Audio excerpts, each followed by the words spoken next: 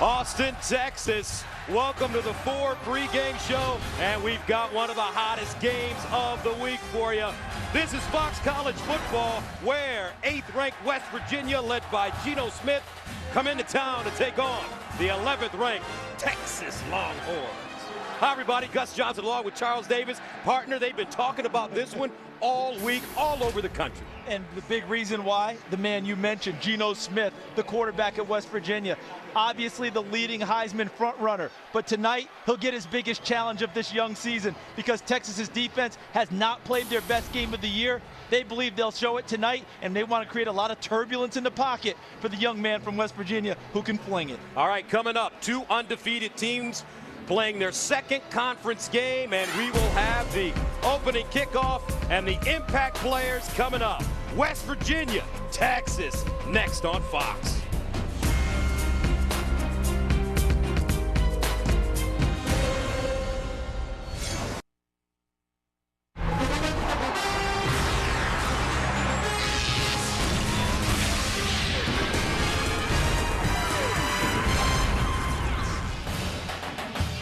Darrell K. Royal, Texas Memorial Stadium. This is Fox College football, presented by Geico.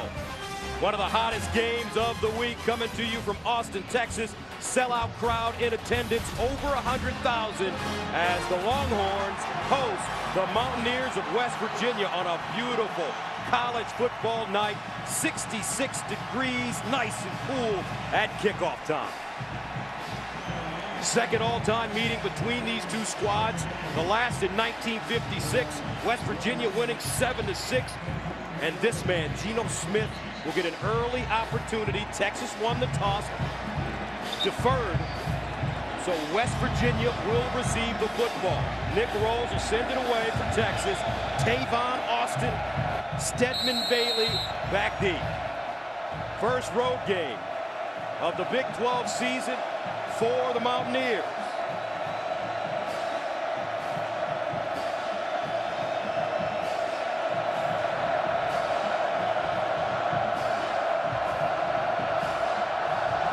And we're underway from Austin. And they'll start inside the 5. Tavon Austin gets to the corner at the 20. Austin cuts it back and down at the 47-yard line. A 43-yard return. Tevin Jackson with the tackle on special teams for UT. And that brings us to the Taco Bell impact players. Geno Smith, the leader for the Heisman Trophy.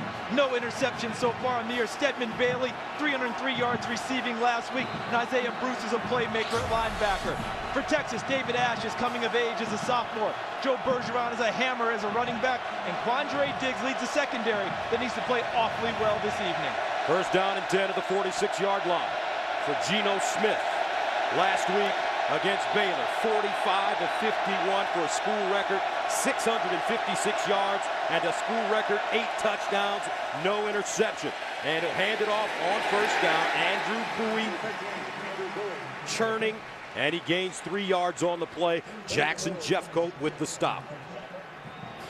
I think for West Virginia tonight, Gus, we'll see enough of the running game to make sure Texas stays occupied with it. But when they want to ring the bell, the ball will be in the air from Geno Smith to his electrifying set of receivers. Second down and 7 at the 49. Opening drive for West Virginia. Here's Smith to pass for the first time. And he drops it off in the flats. Jordan Thompson with the catch. And Thompson gobbled up. Adrian Phillips, Kenny Vaccaro combining on the tackle after a 4-yard gain. And already a good sign for Texas in the secondary. They combined and tackled an open receiver who was running with the football. That's been a problem for them all year. Missing tackles that turn into explosive big plays. Mac Brown told us yesterday the most important thing for Texas is to get off the field on third down. They've got to make plays. 3rd and 3 at the 47. Bowie, the pistol back. Here's Smith. Steps up in the pocket and delivers. Under pressure, Geno Smith finds Tavon Austin for first down. A gain of 9. You talk about a quarterback showing some courage in the pocket because Steve Edmond, the linebacker, right in his face as he delivered that strike for a first down. First down and 10 at the 38, and they hand it off. Bowie with a lot of running room. Breaks a tackle, hits the sideline with a blocker. Bowie out of bounds inside the Texas 10.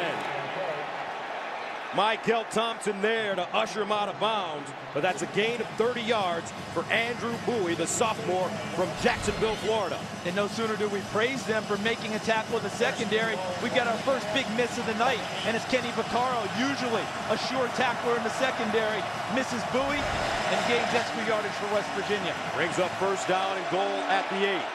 Cody Clay, Andrew Bowie line up behind Geno Smith. Play fake, Smith underneath, caught, and touchdown. Stedman Bailey, who had 5 touchdowns a week ago against Baylor in Morgantown, scores 5 plays, 54 yards. West Virginia scores in 1 minute and 58 seconds.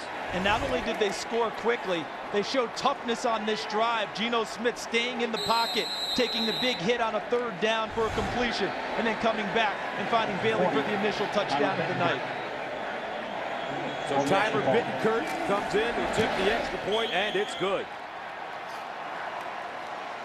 Geno Smith wasting no time. Mountaineers on their opening drive, hitting pay dirt. West Virginia up 7-zip.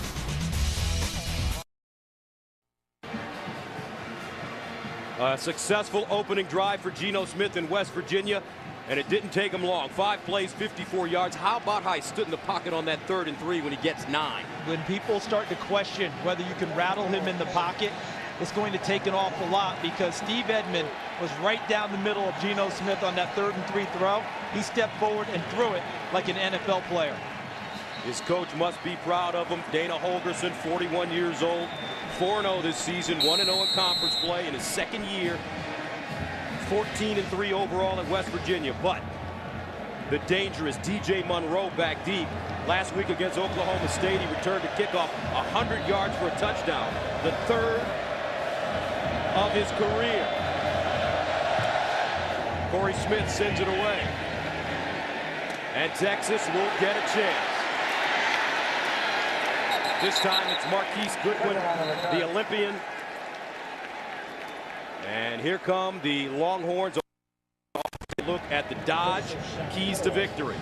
It's real simple on offense. If they protect, Geno Smith will produce. And on the first drive, the offensive line did exactly that for the Mountaineers.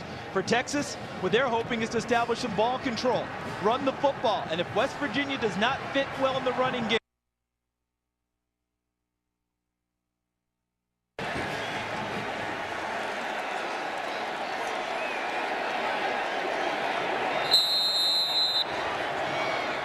first down and 10 at the 17-yard line for David Ash.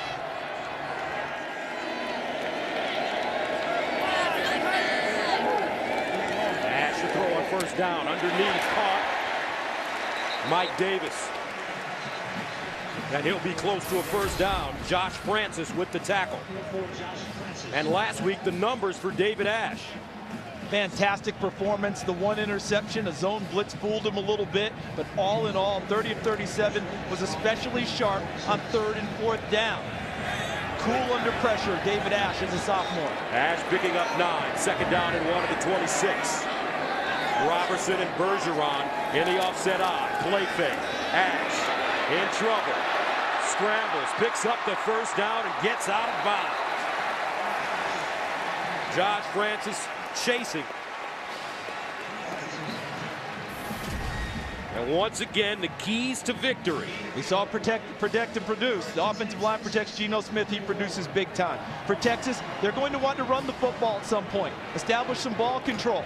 If West Virginia does not tackle well, stop them, shut them down, then they get the horns. First down and 10 at the 34 now for the Longhorns on their opening drive. And they've gone big. A couple extra tackles in the lineup now. And they hand it off. Bergeron. He'll be lucky to get back to the line of scrimmage. Isaiah Bruce, their leading linebacker, with the stop. And West Virginia very proud of the way they defend the run. Last week against Baylor, they ended up holding Baylor to 2.6 yards per game running the football. Texas believes they're more committed to running the ball. We'll find out as things go on, but plays like that from Isaiah Bruce, that's what West Virginia's looking for. 2nd down and 9 at the 35. Bergeron, the single setback. And they give it to him straight away. He'll get to the 35 and up to the 36, maybe the 37 on the play. As Shaq Rowell comes up with the stop, the nose tackle. And here we are with a 3rd and long, exactly. With the defensive coordinator, Joe DeForest from West Virginia, is looking for an opportunity to get off the field, make them throw the football, because they couldn't run it effectively on first and 2nd down. 3rd down, 7 at the 37. Ash in the shotgun. Jay Johnson comes in on 3rd down. Here's Ash. Finds Johnson wide open. Down the sideline. Johnson out of bounds at the West Virginia 15. What a call by the Texas Longhorns offense. Darwin Cook pushed him out of bounds and a flag on the play. Now look, Jay Johnson is right here. Who's going to cover it? Here, here. Watch what happens on the play. Absolutely no one. We've got a blitzer. We've got someone covering the inside receiver. No one outside for Jay Johnson. Not going to be much easier than that for Texas all evening. Last week, Jay Johnson, 4 catches, 45 yards. Personal foul, face mask, number 25, defense. Pending to be enforced half the distance to the goal. 1st down. That's Darwin Cook, the redshirt junior safety. You see at the end of the play right there as he tries to get Johnson out of bounds, grabs the mask, and that tacks on the additional yardage for Texas. Keep in mind as this game goes on, we know about West Virginia and how prolific they are on offense. Don't expect Texas to back down and strictly run the football. They will run their entire offense this evening, and that means the ball can be in the air, and now it looks like the wild formation. Jonathan Gray in the game. Matt Brown telling us they have to score on every possession. At least 3. 1st down and goal at the 8 after the 46-yard gain. Here's the Wildcat. Gray keeps it running right. And he gets inside the 5. Darwin Cook, the safety, with the tackle. They're going to go quick now. Ash back in. Hands it off. Texas using the freshman Jonathan Gray. Remember, Malcolm Brown, usually their starting tailback, out with an ankle injury. So Gray, the prolific high school star, will get more touches tonight. Now they're going to go bigger because Bergeron has come into the lineup to carry the football. He's their thumper. Let's see if they decide to go inside with him, or could they go play action here with Ash? Bergeron out wide. Now he shifts into the backfield. 3rd down goal. Bergeron looking. Touchdown, Texas.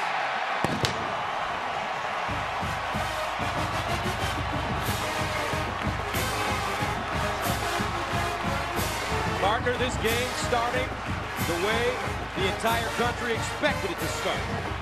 We knew West Virginia had that ability. We suspected Texas had that ability. It's now confirmed.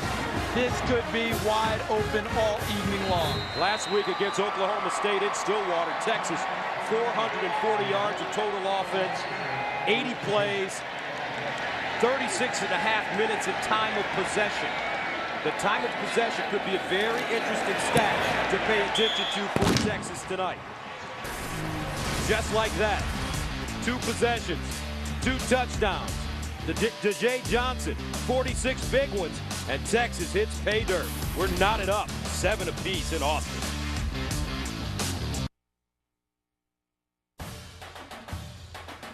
Fox College Football is sponsored by Geico. 15 minutes could save you 15% or more on car insurance. Game tied at 7 here in the first quarter. Don't forget, folks, next Saturday, Aaron Andrews, Eddie Georgian, Joey Harrington get you ready for kickoff with the Ford Fox College Saturday pregame show, followed by exciting doubleheader action with 2 Pac-12 showdowns. First, Utah heads to the Rose Bowl looking to upset the 25th ranked UCLA Bruins. Then the 13th-ranked USC Trojans will be in Seattle to battle the 23rd-ranked Washington Huskies. Coverage of Fox College Football presented by Geico begins next Saturday at 2:30 p.m. Eastern, 11:30 a.m. Pacific. Geno Smith ready to come back on the field. Nick Rose will kick it away. Tavon Austin, Stedman Bailey, the return men for West Virginia. And they'll start it from the 1-yard line. Tavon Austin down the sideline again. Look at him with room. Austin still on the move. Austin all the way down to the Texas 32. A 68-yard return. Bryson Eccles with the saving tackle. Meanwhile, let's head to Los Angeles and Aaron Andrews for a game break. Guys, checking in on number 10 Florida hosting number 4 LSU. How about Gator Mike Gillislee? He had 146 yards of the team's 248. Florida pulls this one out 14-6, guys. Aaron gonna do a little celebrating tonight. The alma mater putting it to LSU, ranked number 4 in the country. First down and 10 at the 32. Second possession for the West Virginia offense. Dustin Garrison in the backfield. Here's a handoff. Garrison. And Garrison gets to the 25. Kenny Vaccaro there. The right side of the West Virginia offensive line is having an impact in this game early. Joe Madsen, the center, is their best player up front. But Jeff Braun, who played right tackle last year, moved back to his natural position at guard. And Pat Egger, number 76, on the right tackle. They are clearing a nice hole on running plays early for West Virginia. Second down and 4 at the 26. Here's the delayed handoff. Dooley, and he's wrestled down. Great job, Chris Whaley. Back up, defensive tackle, making the play. Former running back felt comfortable in the backfield making that play. Type of play that you have to have against West Virginia. Any type of a lost yardage play to make it 3rd and long is a big help for your defense. A loss of 5, 3rd and 9 at the 31. Mountaineers need to get to the 22 for a first down. Play fake. Smith in trouble. Smith will not get the first down, about a yard short. So the Mountaineers with the decision to make right now on 4th down. Chris Whaley with the tackle. Now we're going to see the turbulence in the pocket, because this is the first time all year West Virginia is going to face true pass rushers. Guys who will do it on the next level. There's Okafor, 80 doing it. The second and third reactions of Geno Smith will be huge in this game, facing that type of pressure. So Tyler Bittencourt comes in to attempt a 42-yarder. And he shanked it. May have been blocked. That's a win for the Longhorns.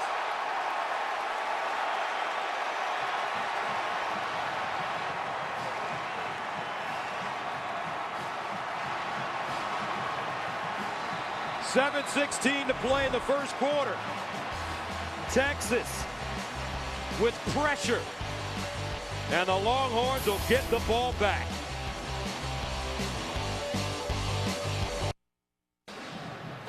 Welcome back. Introducing the UPS Team Performance Index, a new statistical measure that looks at the efficiency of the team's offense, defense, special teams, and miscues to define their competitive advantage.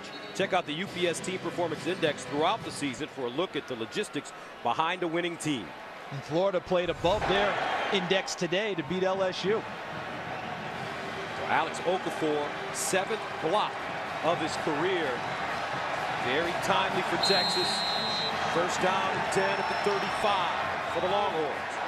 David Ash in the shotgun. Jonathan Gray, the pistol back. Here's Gray. Puts it back inside. 32, Jonathan Gray.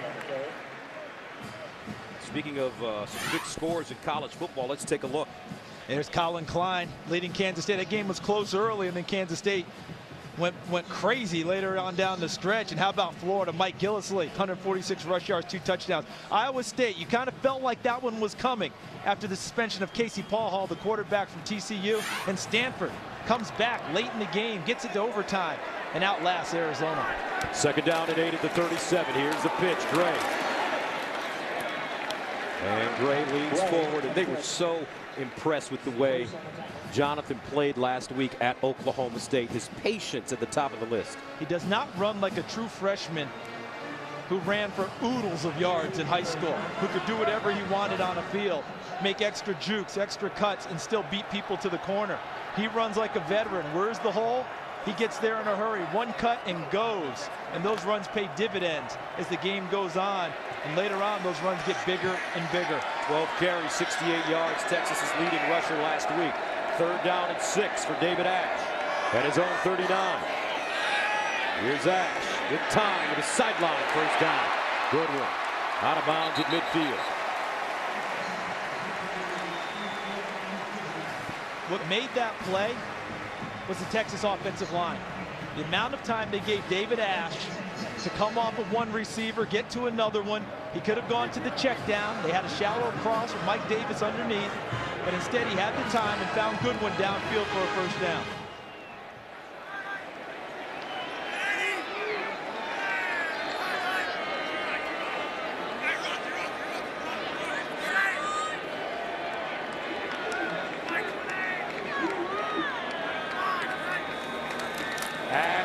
Sets up deep in the pocket over the middle. Incomplete. Intended for DJ Grant, his tight end. Grant dropping that football. Tough one, because look at where the football's placed. As Grant's running across field, he's going to the backside, and I think Isaiah Bruce, number 31, had just enough in front. I'm not sure if he got a hand on it, but enough to affect the vision of DJ Grant reaching back for the football and help cause the incompletion. Last week against Oklahoma State, Grant made his only catch of the game, a 29-yarder on 4th and 6 on Texas's game-winning drive. 2nd and 10. To Jay Johnson. Trying to get outside and does. Stutter step. And to Jay picking up about 6 on the play. Pat Miller there to usher him out of bounds. This is what's driving coaches crazy all across the country, especially if you're on the defensive side of the football. Initial contact, rarely are we seeing running backs wrapped up and taken down. Jay Johnson ran through at least 2 tackles to pick up almost 6 yards on a play that should have been stopped at the line of scrimmage. 3rd down and 4 at the 44. Texas needs to go to the West Virginia 40. Johnson and Jeremy Hills in the backfield for the Longhorns. Johnson in motion. Looking for him. Johnson, that ball deflected at the line of scrimmage. And Carl Joseph, the safety, a freshman from Orlando, got a hand on the football. And if he doesn't make this play, watch Johnson. He gets out here. He's wide open. If Joseph does not make this play, they've got a blocker out here and space to run. So that's a huge play by the freshman safety, Joseph. And Texas electing to go for it. They were 3 for 3 on 4th down conversions last week at Oklahoma State. 7 of 8 this season. 4th and 4.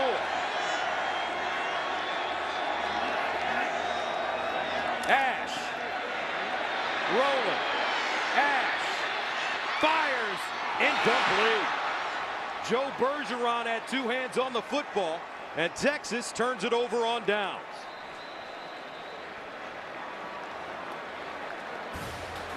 So the Longhorns gambling doesn't pay off. Excellent field position for Geno Smith and the Mountaineers.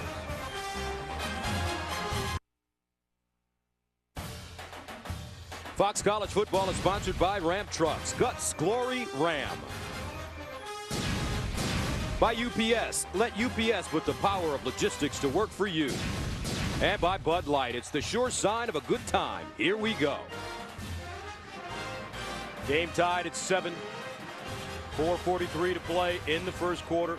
West Virginia, their first Big 12 road game of the season. Will start with excellent field position at the 44.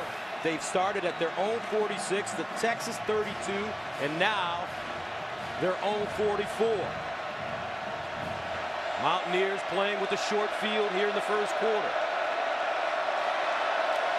Bowie. And he'll gain a yard. Kenny Vaccaro, the safety, chopping him down.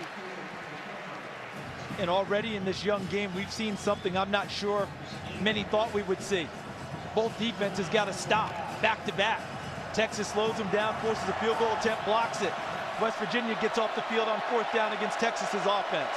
2nd and 9 at the 45.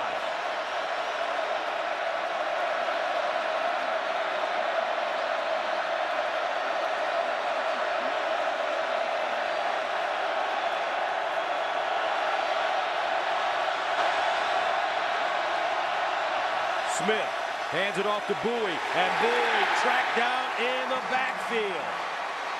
That's Brown with the tackle.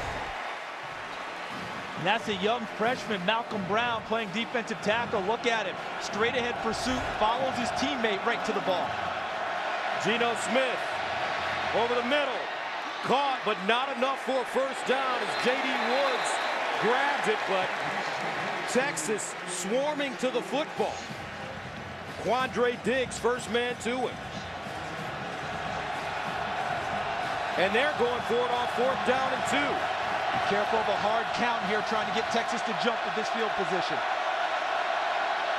They may end up trying to take hard count and then go in timeout.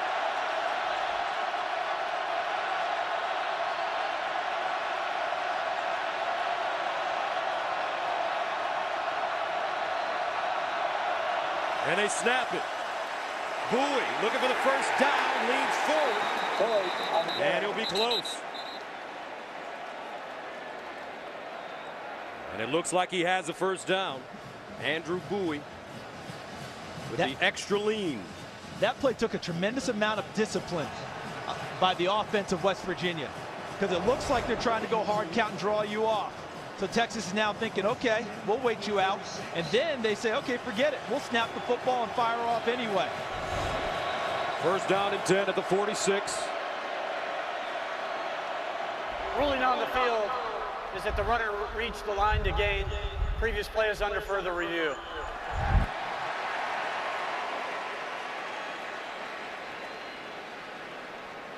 Take a look at where Andrew Bowie bounced down for the first down.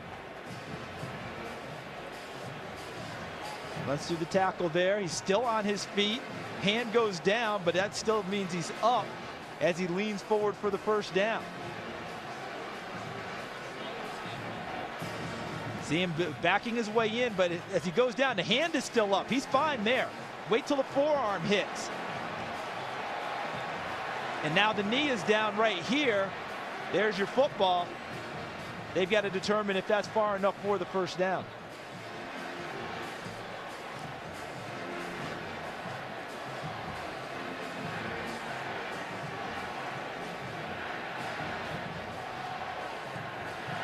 So he backs his way in. He's fine there. It's wait there. When the knee goes down, now determining where the ball was when the knee went down. Is that far enough for the line to gain for a first down? Boy, that's awfully close. And that's an unofficial line there.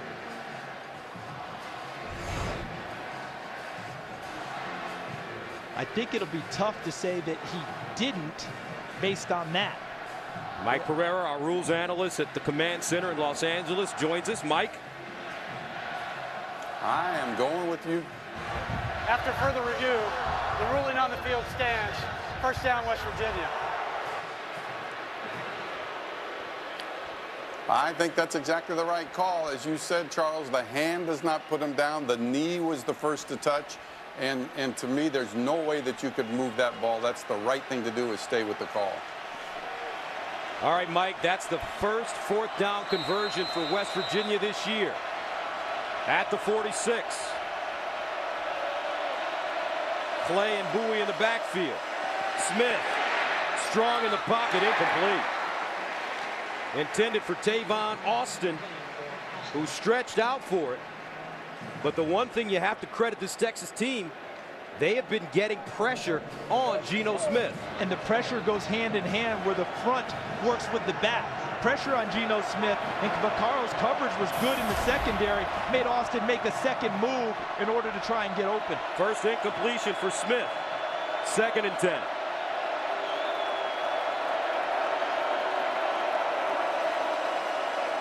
Near side. And that one juggled incomplete. Intended for Stedman Bailey, and brings up 3rd down and long for the Mountaineers. Did the officials get enough help with this call on the Texas sideline? Take a look. As the ball's juggling, pulls it to his feet. I don't know, because it looked to me like he pulled it into his body with a foot still in bounds. But the call will stand. 3rd down and 10 to the 46.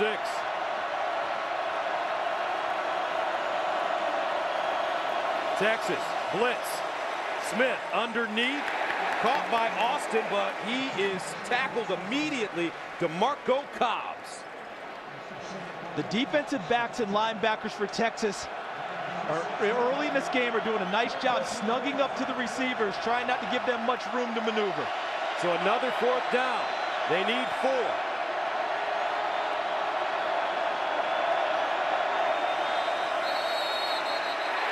And Smith sacked. But a whistle prior to the snap. Malcolm Brown getting in the backfield.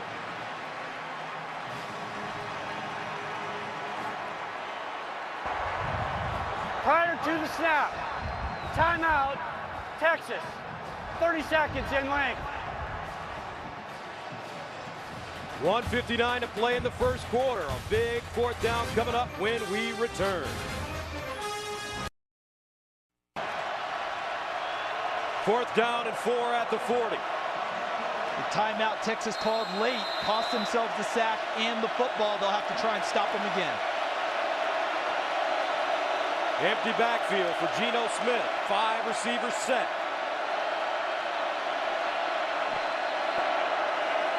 Smith over the middle. Caught. Austin trying to get outside and does. Austin, the afterburners. Austin, touchdown. 40 yards on 4th and 4 for Tavon Austin, the senior from Baltimore Dunbar High School.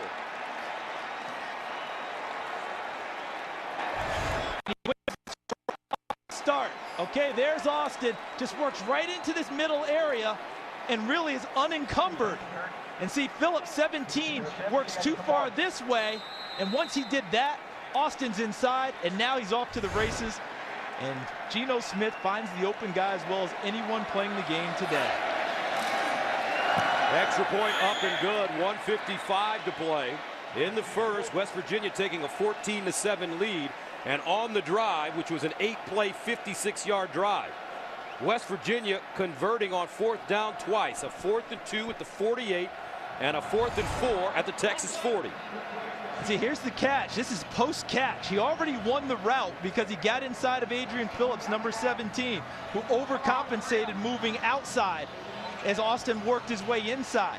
And once he did that and came back across the grain, and remember, Texas is in man coverage. So everyone's off with a man being run off downfield. It's not zone where they see the ball completed. They have to rally to it late. But when you're rallying late with West Virginia's wide receivers, you're likely not to get there. And Tavon Austin, a lot of people talk about DeAnthony Thomas at Oregon, but this kid here, like Thomas, one of the most electric and explosive players in the college game. Another example just seen.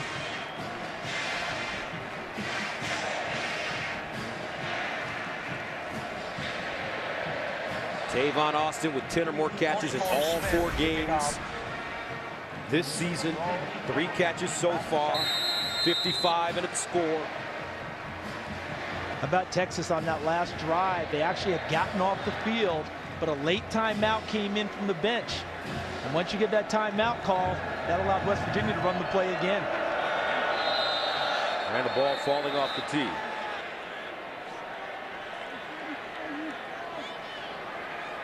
Mac Brown, when we talked to him in his office yesterday, he was hoping for a Lubbock wind. He was, wasn't he? Let that bad boy swirl around, and he wants every obstacle possible for Geno Smith, who right now is not letting too many obstacles deter him or his Mountaineers. 15th season as the head coach.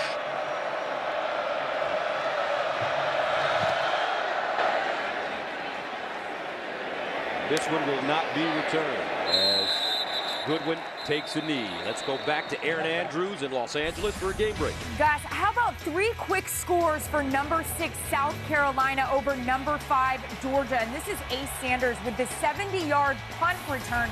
Connor Shaw, by the way, has already thrown for 2 touchdowns, and the Twitter chatter is saying this looks like Spurrier's offense from circa 1996, 21-0, cocky.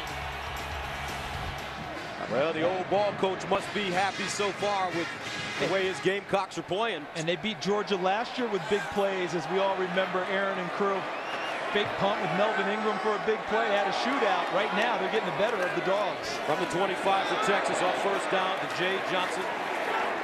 And Johnson gets to the 27, Isaiah Bruce. The outside linebacker with the tackle. Last week, West Virginia won 70-63. So that doesn't do a whole lot of good for your confidence if you're a defender for West Virginia. But I like the enthusiasm they're playing with tonight. I think Texas, as this goes on, they're going to want to test their corners. They want to see what Broderick Jenkins, number 23, and Pat Miller have in the confidence tank after last week. 2nd down and 8.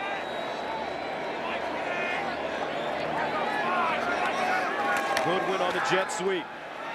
And the Olympian tries to turn the corner, but nothing doing. Great pursuit by the Mountaineer defense to knock him out of bounds. Broderick Jenkins with the tackle. Take a look. We know about the offense. Pass offense first in the nation.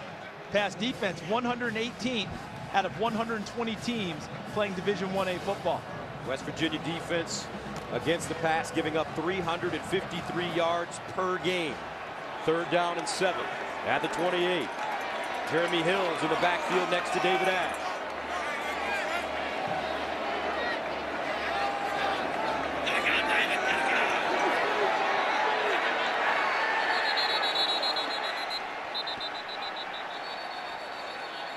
Too much time.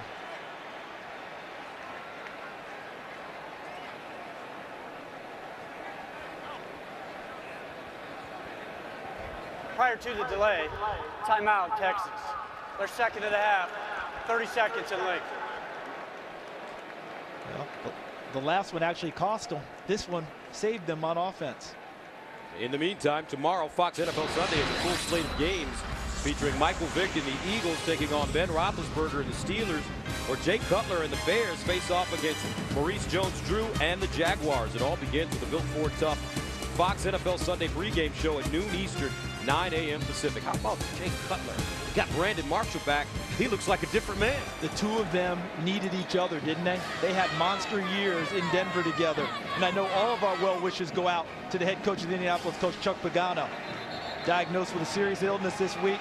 We're not sure how long he'll be out. His Colts are going to play on without him, with Bruce Arians, the offensive coordinator, taking over as interim head coach. We send our best out to Coach Pagano and his family. For David Ash and the Longhorns, faced with a 3rd down and 7 at their own 28. They need to go to the 35 for a 1st down.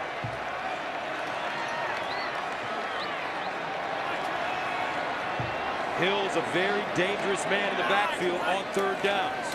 Play fake. Over the top. Incomplete. M.J. McFarland, the redshirt freshman, the intended receiver. Ash taking a shot. And Texas forced to punt the football. So Geno Smith's not the only one facing a little turbulence in the pocket. How about David Ash trying to stay in there with Josh Francis, a guy that they call Baby Bruce Irvin for his pass rush ability. That ball just a little bit too far for M.J. McFarland. And Tavon Austin is back deep as Alex King prepares to punt it away.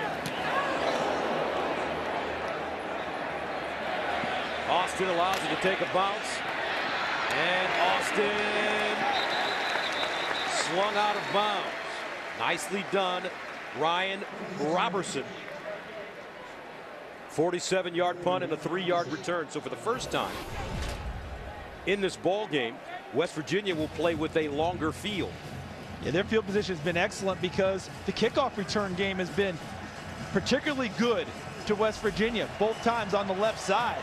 And now, see if they go the long way. But you know something? I don't think that phases West Virginia very much. They don't care about field position, but they have such confidence in their offense. But for Texas, this is key for their defense. Geno Smith starts from his own 28, hands it off to Bowie, and Bowie maybe a yard. Kenny Vaccaro with his nose in the play.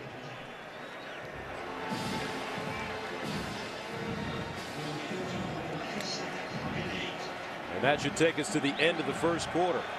And what a quarter it has been, folks. 14-7, Mountaineers on the road with the lead. Fox College Football will be back after these messages.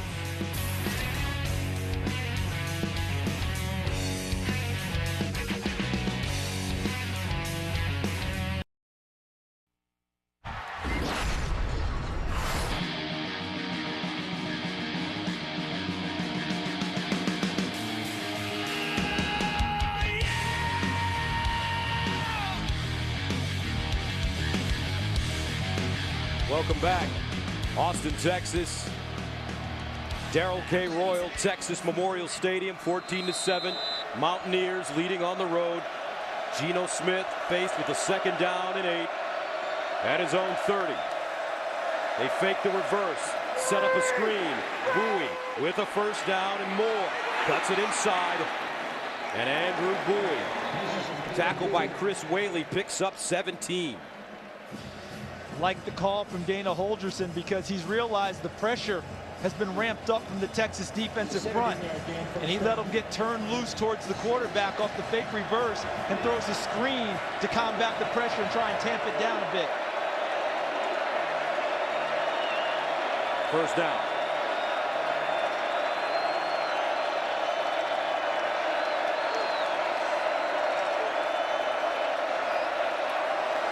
Bowie running left this time with room. Gets to the sideline. Turns it up. And out of bounds at the Texas 30. Offensive line is moving well, but watch here. Watch the lead block by number 32, Ryan Clark, as he chops down the Texas defender and allows Bowie access to the third level and deep into the secondary of Texas. A 23-yard pickup by Andrew Bowie. First down from the 31. Smith on the roll this time. And Smith throws this one out of bounds. One of the most underappreciated attributes that Geno Smith has is his mind. This young man eats, dreams, breathes footballs. We see the total yards, West Virginia up by 60 on Texas. He told our Eddie George earlier this week that he sees every football game as a chess match. And he is the chess master running things. Here's a handoff to Bowie. Bowie crosses the 30. You know, they give the team the game plan on Monday, sometimes Tuesday, and Geno's in there bugging them for it Sunday. And as soon as he gets his hands on the initial copies, he gets it out to his receivers, telling them, let's get it together and let's go. Third down and 9.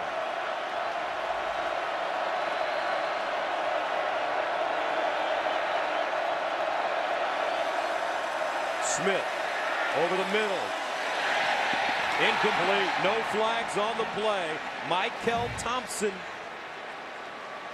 close to an interception, but on 4th and 9.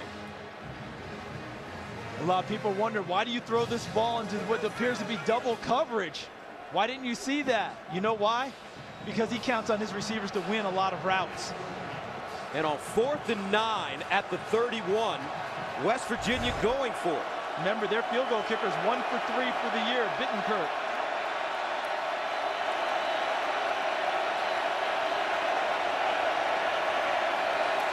Geno Smith to the sideline. A strike and a first down at the 20-yard line. Tavon Austin. Who else? Offensive line won the battles up front to keep Geno Smith clean in the pocket. That allows the receivers to run the routes they want to, shake themselves free, and pick up the first down. The handoff to Bowie with a blocker in front. Bowie lowers his shoulder and gets to the Texas 4. Michael Thompson there but it's a 14-yard gain coming right at you. And if West Virginia is going to be able to run the football like this all night, I'm not sure the Texas defense stands a chance. Another handoff, this time the hole plugged up. And you could hear that clash from way up here. Adrian Phillips, who's been criticized for his tackling. Kendall Thompson also there. 2nd and goal at the 4. Play fake. Smith. And he'll throw this one out of the back of the end zone. The second intelligent incompletion of this drive by Geno Smith. Avoiding the sack, avoiding the loss of yardage, didn't have a play downfield, didn't force anything. Lives to fight another play. 11th play of the drive that started at the West Virginia 28, 3rd and goal at the 4.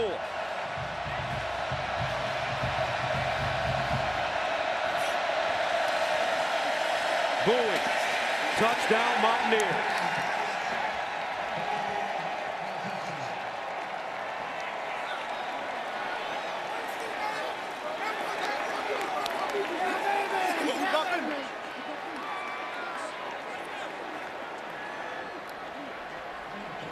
So West Virginia silencing this Texas crowd. 12:22 to play in the second. Mountaineers trying to go up by 2 scores. And they do.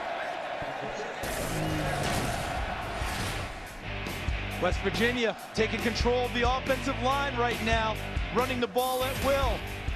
David Dash has to get Texas going after watching the touchdown by West Virginia.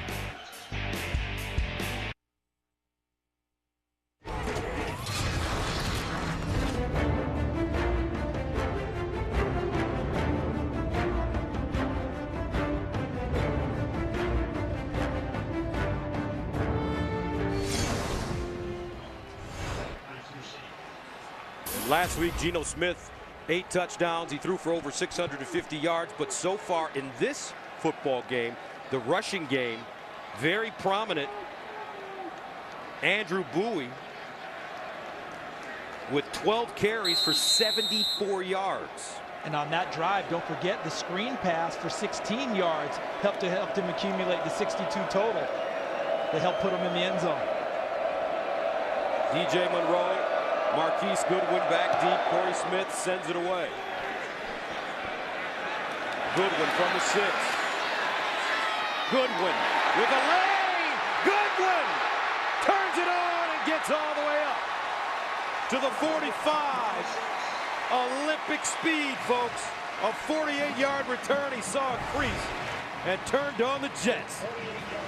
To the left side of your screen, gets an initial block there from Monroe, slips a tackle, good block out there by Bryant Jackson, number 16, and then the Jets come into play. 10th place in the Olympics in the long jump in London. So Texas will start at the West Virginia 46. Special teams a big factor in this ball game already. Return helped create a little space for the offense to work with. Mike Davis crosses. Goodwin in space. And he lost it. Marquise Goodwin lowered his head.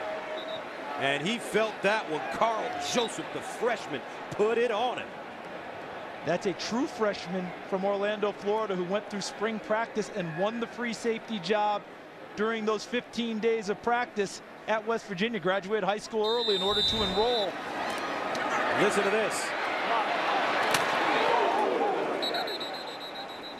Some hard hitting going on here in Austin, Texas.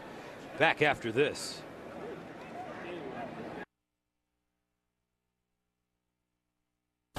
Fox College Football is sponsored by the 2013 Buick Verano. Unexpected luxury in a car this size.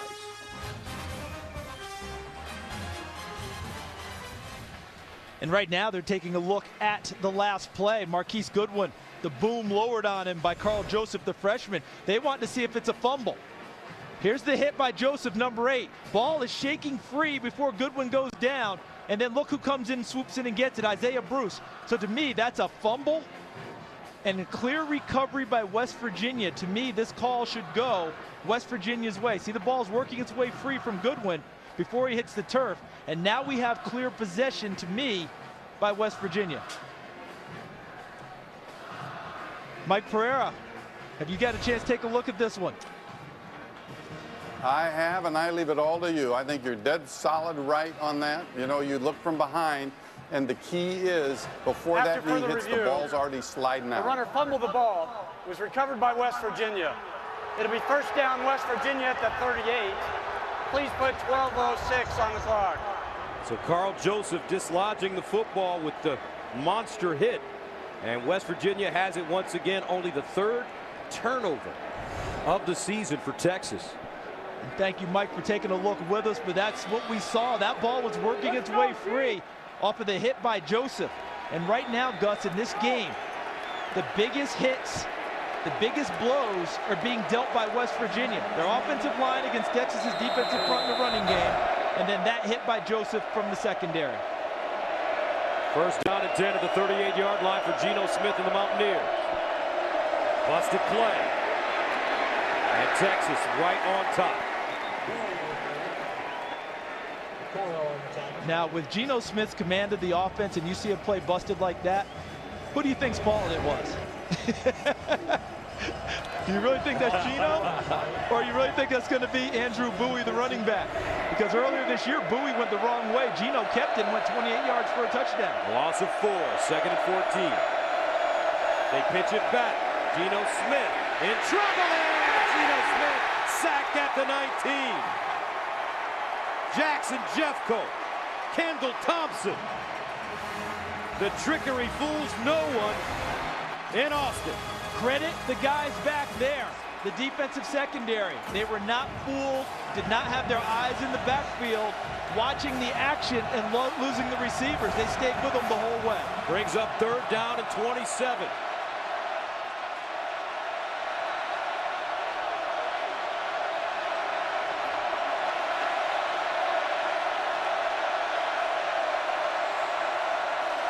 And they'll be conservative here.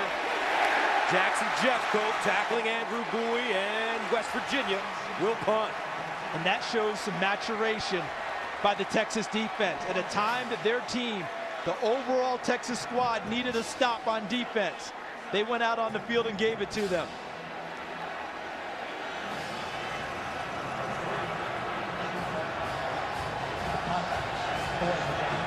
So Quandre Diggs back deep at the 32.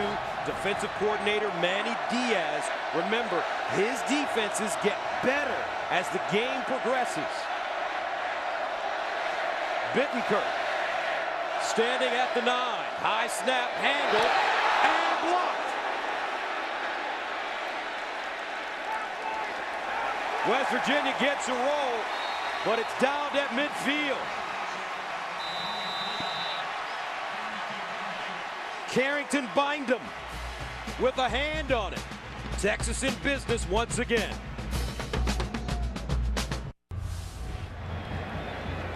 All right, Aaron, we've got a good one brewing here. 21-7 West Virginia. But Carrington Bindum with a fingertip on the football, and Texas will start at midfield. Down by 14. David Ash, 4 of 8, 77 yards. Shouldn't be this much confusion coming off the sideline after a timeout on offense. Jay Johnson in the slot up top. Shipley in motion. He's been quiet after 3 touchdowns last week. Big running room, Jeremy Gray. Gray cuts it in. The freshman down at the 1. 49 yards.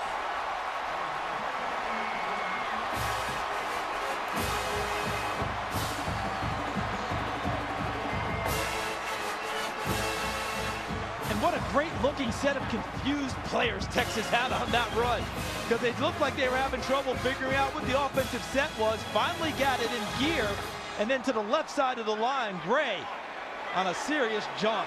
First down and goal at the 1. Texas loads up the right side. Joe Bergeron, the I-back. They give it to the bruiser, Bergeron trying to lead forward, and he won't get in. His forward progress may get him back to the line of scrimmage. So that'll bring up 2nd and goal at the 1. That was Shaq Rowell, number 90, and Doug Rigg, number 47, the linebacker. Rowell originally signed with Ohio State, but didn't qualify academically, went the junior college route, and ended up at West Virginia. And he is a massive space eater in the interior line. From Maple Heights, Ohio. 2nd and goal at the 1. Robertson, the up back. Bergeron, the deep back. Bergeron, touchdown.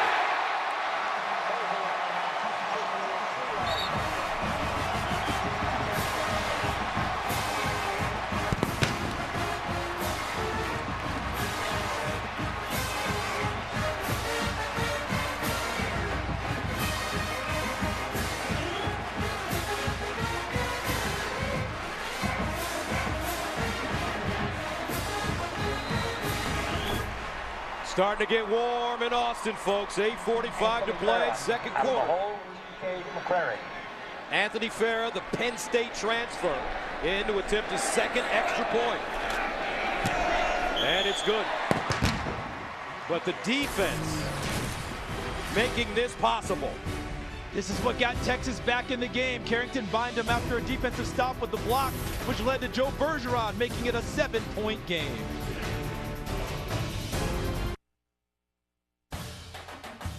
Fox College Football is sponsored by the Samsung Galaxy S3. The next big thing is already here. By Firestone, reminding you that whatever you drive, drive a Firestone. And by Liberty Mutual Insurance. Responsibility. What's your policy? 21-14 West Virginia. But the momentum has shifted a bit with Texas. And the running game very effective as you take a look at the drive. Bergeron with the 1-yard score, but it was Jonathan Gray with the 49-yard gallop to set the Longhorns up. And Texas's defense had field position on their side last drive and used it well. They cannot afford to give up another big kickoff return to West Virginia and hurt them on field position. Nick Rose wants to put this one in the back of the end zone. No, he squibs it. He let it go all the way through, picked up by Austin. Austin trying to get outside and set Marines at the 13.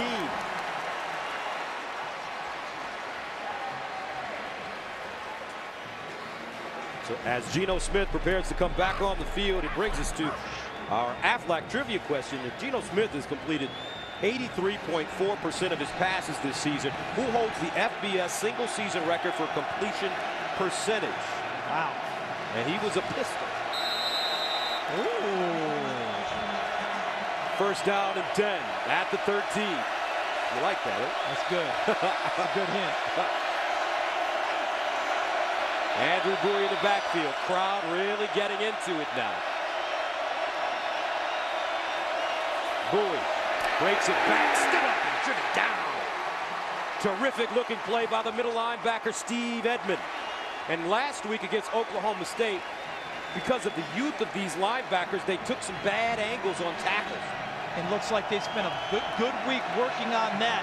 And West Virginia taking control of the offensive line on the last series. Texas trying to get back to it. Underneath, nothing again. This time it's Jordan Thompson. And the swarming Texas defense brings him down. So it's a loss of 1 and a loss of 3 on this play. Back to back. Brandon Moore, Kenny Vaccaro.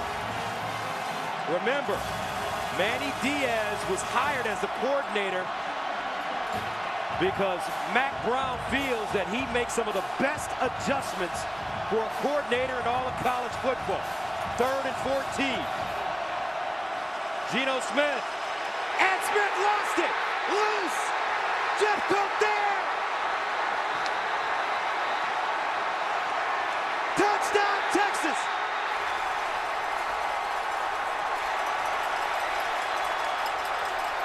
Alex Okafor hopped on the fumble.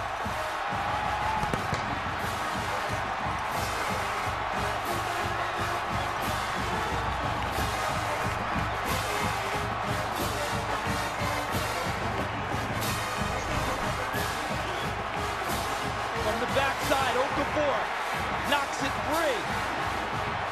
the bottom, Jeffcoat, his running mate at defensive end, falls on the football. Okafor rakes it free. Jeffcoat gets it. The bookend defensive ends combine for the touchdown. In the end zone, touchdown. Look at the ball free right there. And you see Jeffcoat taking it, pushing it, and as he recovers it, he's not in the end zone. This should be first and goal inside the 1-yard line for Texas. That's his football.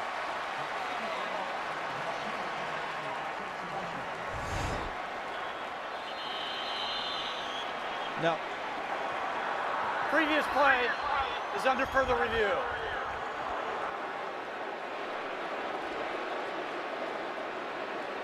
I think this one's evident too, guys. You know, Gus, you saw the backside pressure coming from Okafor. He gets to Geno Smith, rakes it free, and Jeffcoat gets the football. What I believe is going to happen here is that Jeffcoat has clear possession on the recovery, but he's not in the end zone. So Texas will have the ball first and goal inside the 1-yard line. What's been the difference over the last few series for this Texas defense?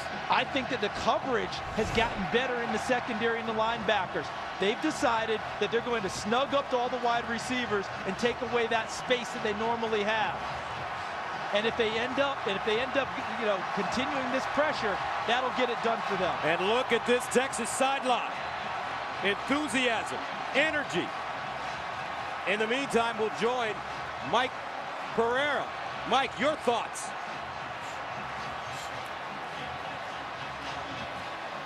Yeah, you know, I tell you, interesting play we have here, because he falls on the ball initially, but he must maintain control to get clear possession. And watch the ball squirt out immediately under his chest.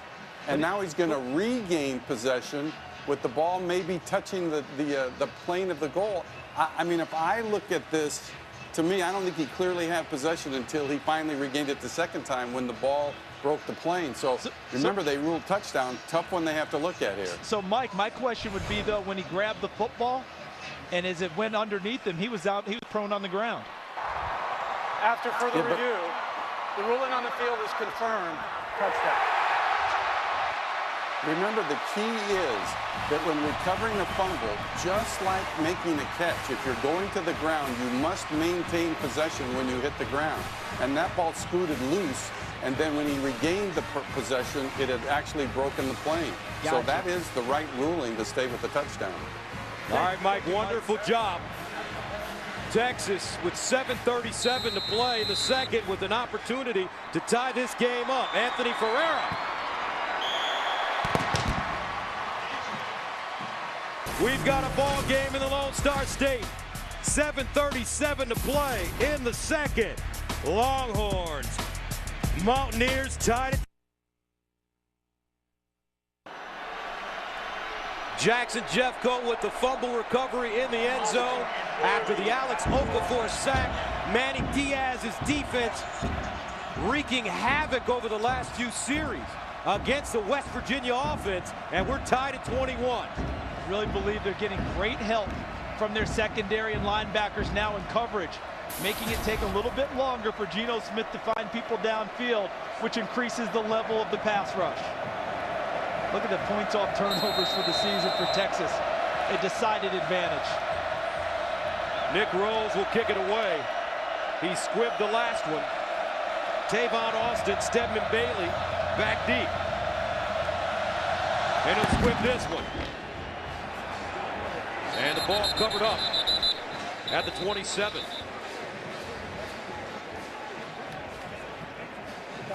Cody Clay covers it up now. Dana Holgorsen has to make the adjustment. And this is where he feels okay about his team, because this is an intimidating atmosphere that's ramped up to new heights tonight as we look at the last 6 offensive plays, minus 26 yards for West Virginia. But West Virginia's used to playing in big games and big environments. They went to LSU a couple of seasons ago. They understand how that works, and they have a senior quarterback. First down and 10 at the 28-yard line for Geno Smith. Smith Throws the route underneath, caught by Stedman Bailey. And a first down. And what you like about Dana Holgorsen is that he doesn't show fear, does he? Comes right back, says, Gino, let's go. Let's do what we do best. Get the ball to our receivers and get it downfield. Gain of 16. First down at the 44. Smith sets up a screen, incomplete. Looking for Bowie. Great coverage there. Edmond growing by leaps and bounds, minute by minute. He's only a sophomore. Your coaches talk all the time about reading your keys and taking your eyes to the proper place when you're playing defense. Edmond wasn't fooled by any of the misdirection action, took his eyes to his coverage and was on the play. 2nd and 10. Clark and Bowie in the backfield with Geno Smith. Geno in trouble. Again he's sacked. 3rd sack of the day for Texas, but a flag on the play. He was up high reaching for Geno Smith. I'm wondering if he might have gotten up into the head area on the sack.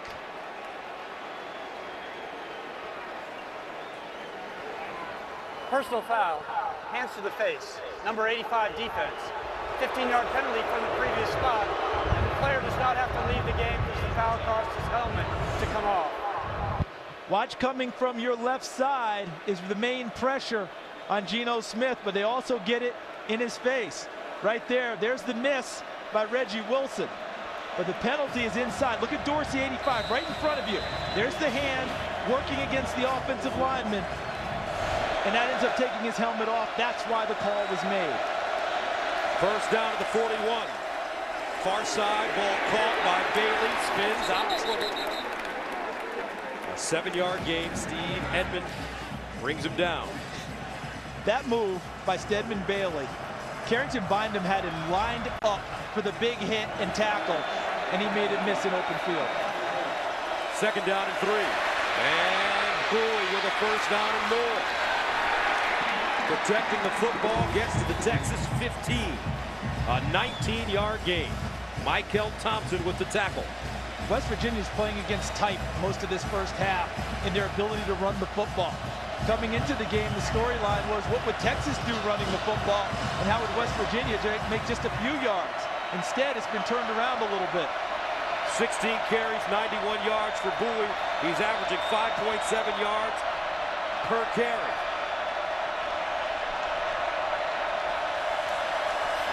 They give it to him again. And he'll get to the 10 and pick up 5. You know, these West Virginia wide receivers never come off the field. Normally, when you run this type of tempo offense, you're always rotating in receivers. They keep them out there. Look at that, that's Austin there. There's Bailey there. They don't come off. 2nd and 5 at the 10. Smith underneath, incomplete. That one thrown behind J.D. Woods. But he should have made a catch. Hands on the football. I think that was a combo where it was a little bit behind, but I think J.D. Woods' head was wanting to get around and get into the end zone. Got his hands a little bit backwards trying to grasp that football. 3rd down and 5 at the 10.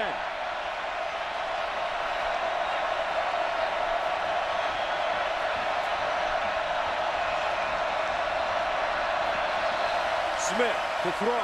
Smith sacked for the 4th time. Wow! Desmond Jackson out of nowhere. And that's the defensive lineman inside, winning on the initial move. Whoosh! Right away, just goes right past number 77, Josh Jenkins. Geno Smith, self-preservation, took over, had to take care of the football. There's Manny Diaz. His schemes really starting to take effect now. Bittencourt in to attempt a 37-yarder. He had a 42-yarder block. This one up. And perfect. But West Virginia settles for 3 points. 4:51 to play, 2nd quarter, 24-21. Texas with the ball after this. Welcome back to Austin, 24-21 our score. deep into the second quarter. Let's answer the Aflac trivia question. Geno Smith has completed 83.4% of his passes this season. Who holds the FBS single-season record for completion percentage? You got to think deep in the heart of, don't you? Don't you got to think a guy used to play here and wear burnt orange? That's right, Colt McCoy, 2008. And that's been part of Texas's problem in recent years. They haven't had a Colt McCoy running their offense. David Ash trying to fill the breach now as we see him in the Ring of Honor here at the stadium. David Ash ready to come back on. Corey Smith will send it away. To Jay Tom Johnson and DJ Monroe back deep. It's short, picked up at the 25. Up to the 33-yard line is Robertson. So Colt McCoy with 4:48 to go. The numbers, 4 of 8, 77 yards. But the running game has been very effective. Jonathan Gray, 5 carries, 59. One of those a 49-yard sprint. Really opened things up for them. From the 33.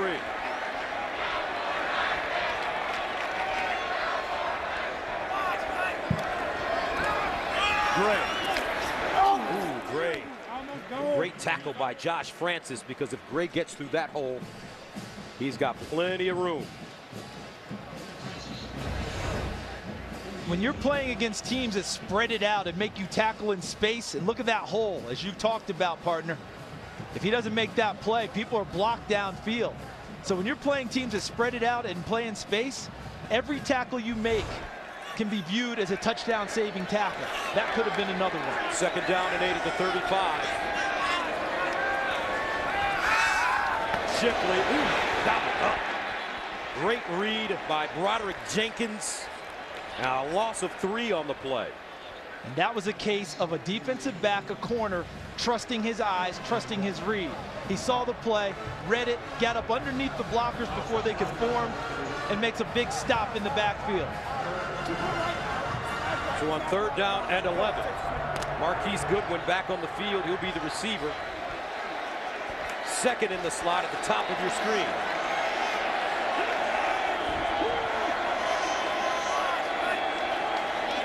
David Ash steps up, fires. Caught by Shipley, first down, UT. Didn't you mention just a couple possessions ago that it had been quiet for Jackson Shipley? No longer. He opened up and yelled on this play because he made his quarterback look good. Look at him go up and get that one. A little bit high, but he doesn't worry about the hit and the contact that's going to come. Pulls it down for a key first down for Texas. And when Texas's offense is rolling the way they want it to, it's like Princeton's offense in basketball. Everyone gets touches. First down to the 45. Jeremy Hill's in the backfield now. Play fake. Ash. Up the sideline. Wide open receiver. That's DJ Grant. And he'll get inside the West Virginia 30. A gain of 26. And watch Grant. He's going to come off the end of the line here and get outside. And when he gets outside, there's no one to cover again. You see, they look up here, right? Look at all this space now because this receiver's running deep, that receiver's short, and now you've got him wide open. The only miscue on the play was he stopped him with the football. If he hits him in stride, he picks up additional yardage. First down and 10 to the 29. Bergeron in the backfield for Texas. Shipley in motion. David Ash pumping. Up the sideline again. This time it's M.J. McFarland. And all of a sudden, the Longhorns have discovered a weakness in this West Virginia defense. And how about this? What they do is they come back essentially the same play. Look at Shipley back here. Eyes are there. Look at the receiver here. Eyes are there. No one covering the tight end. That's maturity and play calling by Brian Harsin. A young offensive coordinator puts his ego aside and says, if a play works, why not run it again? Make them stop it. First down and goal at the 5. Robertson, Bergeron in the out. Bergeron. Bergeron. Down at the 1.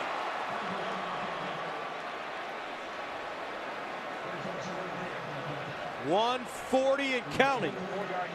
Texas with a chance to take the lead. Look at Bergeron. We had a nice visit with him yesterday, and he told us as he gets down there, and it was real close to whether or not he got in. They said his knee was down. He said when he was 10 years old, he weighed about 160 pounds and had to play tackle in Pop Warner football. Second down and goal at the 1. Bergeron. Touchdown, Texas.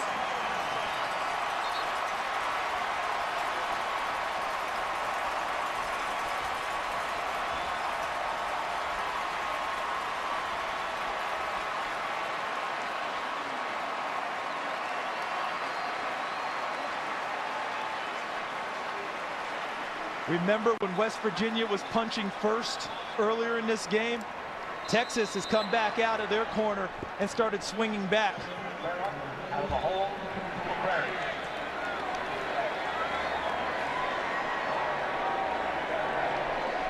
Anthony Farrah.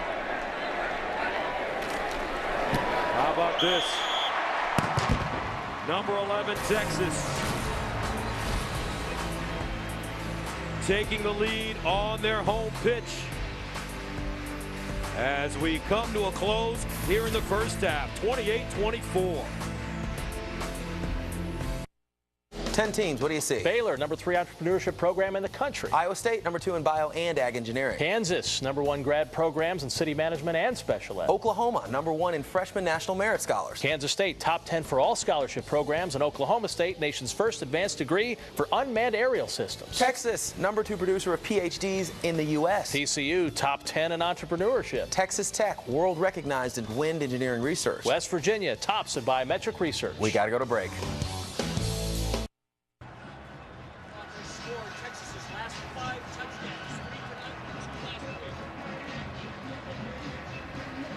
28-24. This place is rocking. These fans behind the Texas Longhorns, who have taken a 4-point lead with 1:14 to go in the second quarter. And Gus, amazingly enough to me, you know where I think the momentum switch started? Was right after the hit that Marquise Goodwin took. When Carl Joseph knocked the ball free, it was like it woke up the Texas team. The defense really played with fury from that point on. The offense has gotten uncranked. Nick Rose has squibbed the last two. He'll do it again. Keeps the ball in the center. Picked up at the 22-yard line by Bowie, and he'll get to the 30. We're seeing some great football tonight. Don't forget, we've got international world football coming up tomorrow. Fox Sports is proud to bring you exciting coverage of the Barclays Premier League as Newcastle looks for revenge for a loss earlier this season when they take on Man U. Sir Alex Ferguson and company. Coverage begins tomorrow in high def on Fox. Check local listings for the start time in your area. Man U, Rooney. That's right. Robin Van Persie. 3 timeouts remaining. For West Virginia, they hand it off. And Bowie crashing forward for Caro and Chris Whaley with the tackle. 57 seconds, plenty of time for the Mountaineers. Geno Smith underneath. And Smith finds Stedman Bailey, who picks up 10. First down. It's a tough one for Texas. You can't play too soft with these receivers. They gobble up yardage. Incomplete. You know, you caught that in-between land, Gus, because you want to cover them and not allow them to have that space, but you're worried about a double move. You're worried about one of them getting over the top of you late in the half and giving up the big play. Defense, 5-yard penalty, first down. I think Okafor was a little tired. You know, and when he's out there trying to rush the passer this whole half, was not set to go, ended up offsides. First down and 5.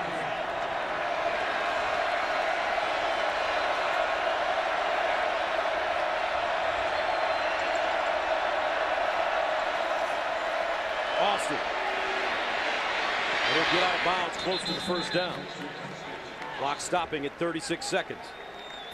Overdick coming up on the Pizza Hut halftime report. South Carolina, the old ball coach, trying to put it on Georgia. And the Fighting Irish, boy, do they look good this season. First down and 10 at the 43. Up the seam. Incomplete. Dangerous pass intended for J.D. Woods. You know what Manny Diaz just did on that play to change things up? He kept two deep safeties up high to make sure they kept everything in front of him. And he went man coverage underneath, not wanting to give up something easy and let the receivers catch it and run free. Second down and 10 at the 43. Smith. He's got a receiver. Bowie out of the backfield. Oh, he stumbled. Bowie had a touchdown in front of him. If he doesn't stumble, he walks in as he beats Tevin Jackson off the line of scrimmage and trips up. A 24-yard gain.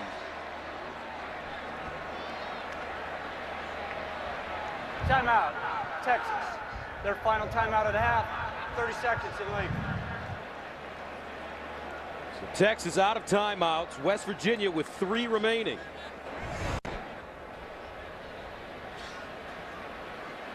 See, Tevin Jackson had man coverage, number 11 for Texas, on Andrew Bowie. And he beat him off the line of scrimmage. This is what the coaches talk about, winning off the initial move. And he does, and he wins big. And then he just trips as he goes downfield after the catch. Texas catches a break there. But what a game for this sophomore from Jacksonville. Came into the contest with 13 receptions for 165 yards, averaging 13 yards per grab, 52 carries, 241. He's already got his first 100-yard game in his back pocket, and we're still in the first half. And remember, they left their number 1 back, Sean Alston, home with a bruised thigh. He's missed the last few contests because of that.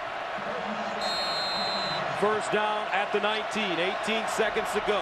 3 timeouts remaining for the Mountaineers. Geno Smith over the middle. Incomplete. Intended for J.D. Woods again, and he can't hang on. Again, Texas trying to run with the receivers underneath, with safeties back deep. Second and 10.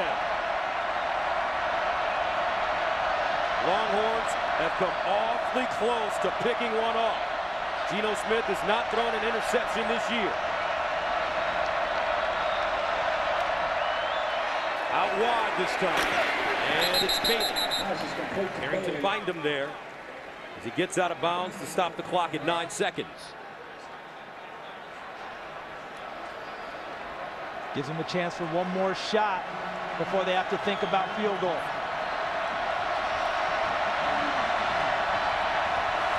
Smith with the handoff. Good pressure, flag on the play.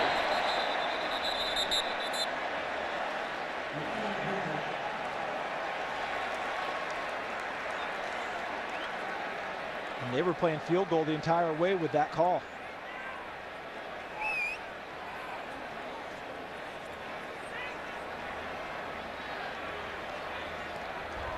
Holding, number 77 offense. 10-yard penalty, third down. Timeout, West Virginia, their first of the half, 30 seconds in length. Josh Jenkins. Number 77, the left guard, who's battled back from 3 knee surgeries in order to play. And right there, he ended up becoming a defensive tackle as he tackled Chris Whaley, number 96, as he came upfield. So with 3 seconds remaining, Dana Holgorsen has a decision to make. I don't think he really should. To me, he has no decision to make. 3 seconds on the clock. You've got to try and get points. Kick the field goal here with Bittencourt and try and go in. I'm sorry, go ahead, Gus. No, go ahead. This will be a 41-yard field goal attempt. He had a 42-yarder block, and he's been good from 37. Football on the left hash. And the one that was blocked is because he kicked it low because it was a long-distance field goal attempt. Bittencourt. Got it up. And nails it. And that's the end of the first half. And what a half it was. Texas and West Virginia. Longhorns up by a penny at the break. Now let's go to Aaron Andrews standing by in Los Angeles.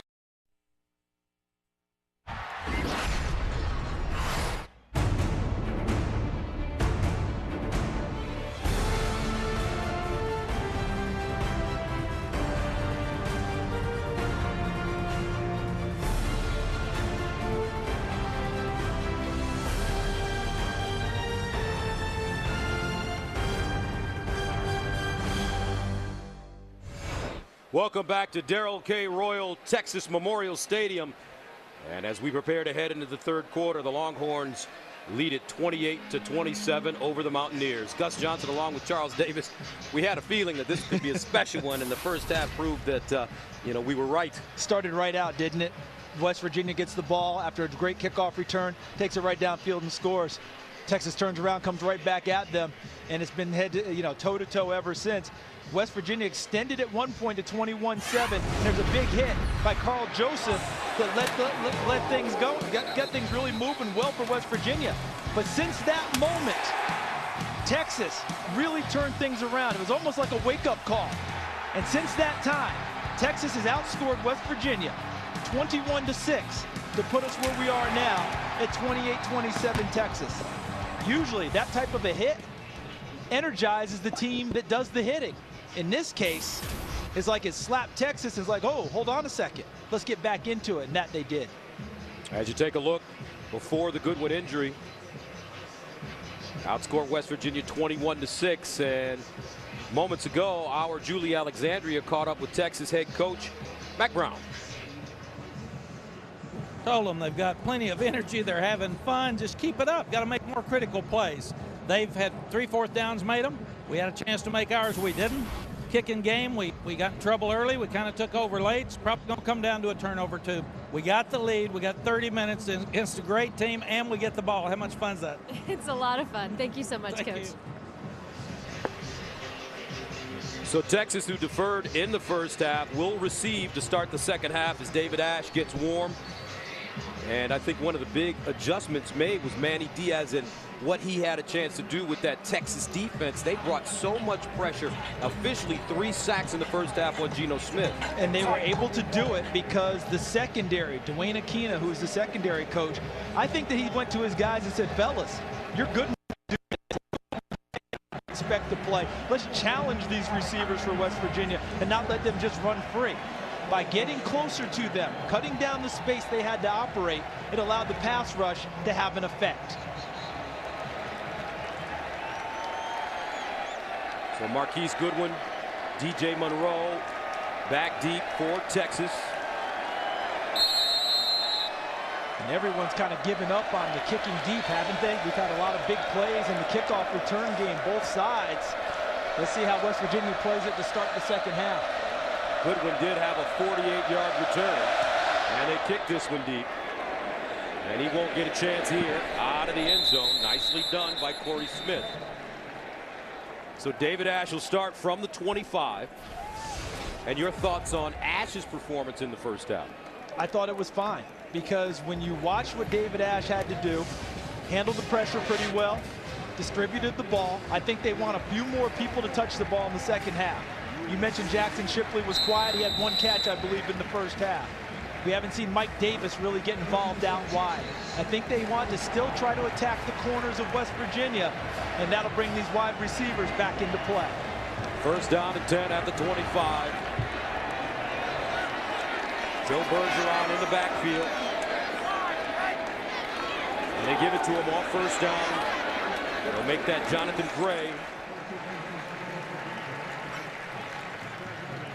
And Gray picks up 4 yards. Jonathan Gray, 7 carries, 65 yards, averaging a whopping 9.3 yards per carry with a long of 49.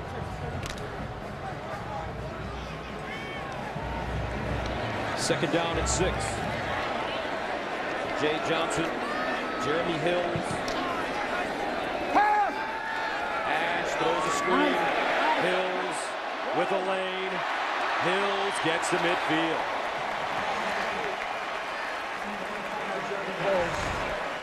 Jeremy Hills, number 5, is an example of what happens with many senior players. Jeremy Hills hasn't had the success he's wanted in Texas. But this year, last go-around, the light has really come on for him. And he's become a very dependable producer for them in the screen game and as a third down back. Gray returns, and they'll hand it off to him going straight ahead. He'll pick up 2. Isaiah Bruce there to cut him down. And we were amazed when we saw Texas last week. Coach Harsin, it's taken him a year, but the way they can get in and out, backs in and out of the lineup is pretty amazing. Backs, receivers, all the different personnel groups. What did he tell us? 44 different personnel packages and sets that they have. And what they want is everyone to practice real well, practice hard, and feel like you'll have an impact in the game so everyone gets an opportunity. 2nd down and 8 at the 49. Ash in the gun. Screen the other side now to Hills. Gets outside, stumbles forward, and picks up a 1st down. And the blocking they get on these screens isn't just the offensive lineman rumbling downfield. Picked up a block from DJ Grant, number 18, the tight end, downfield. Right there. Right on the bottom of that pile. That was DJ Grant, 18, as Hills finishes the run with a tackle by Broderick Jenkins. A gain of 9, 1st down. Opening drive of the 2nd half for Texas at the West Virginia 40.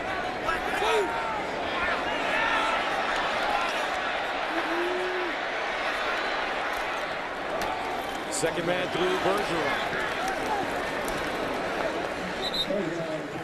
And Doug Rigg there to stop him.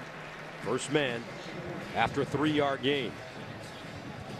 On this drive, West Virginia has done a pretty decent job on 1st down against Texas. Been a lot of 2nd and 7, 2nd and 8s. But 2nd down has been the issue. They've hit them with the screen a couple of times and picked up 1st downs. In order to get to 3rd and long, the West Virginia defense has to find a way to make a play in the backfield of Texas. 2nd down and 7 at the 37. Jonathan Gray motions, they give it to him, and a flag.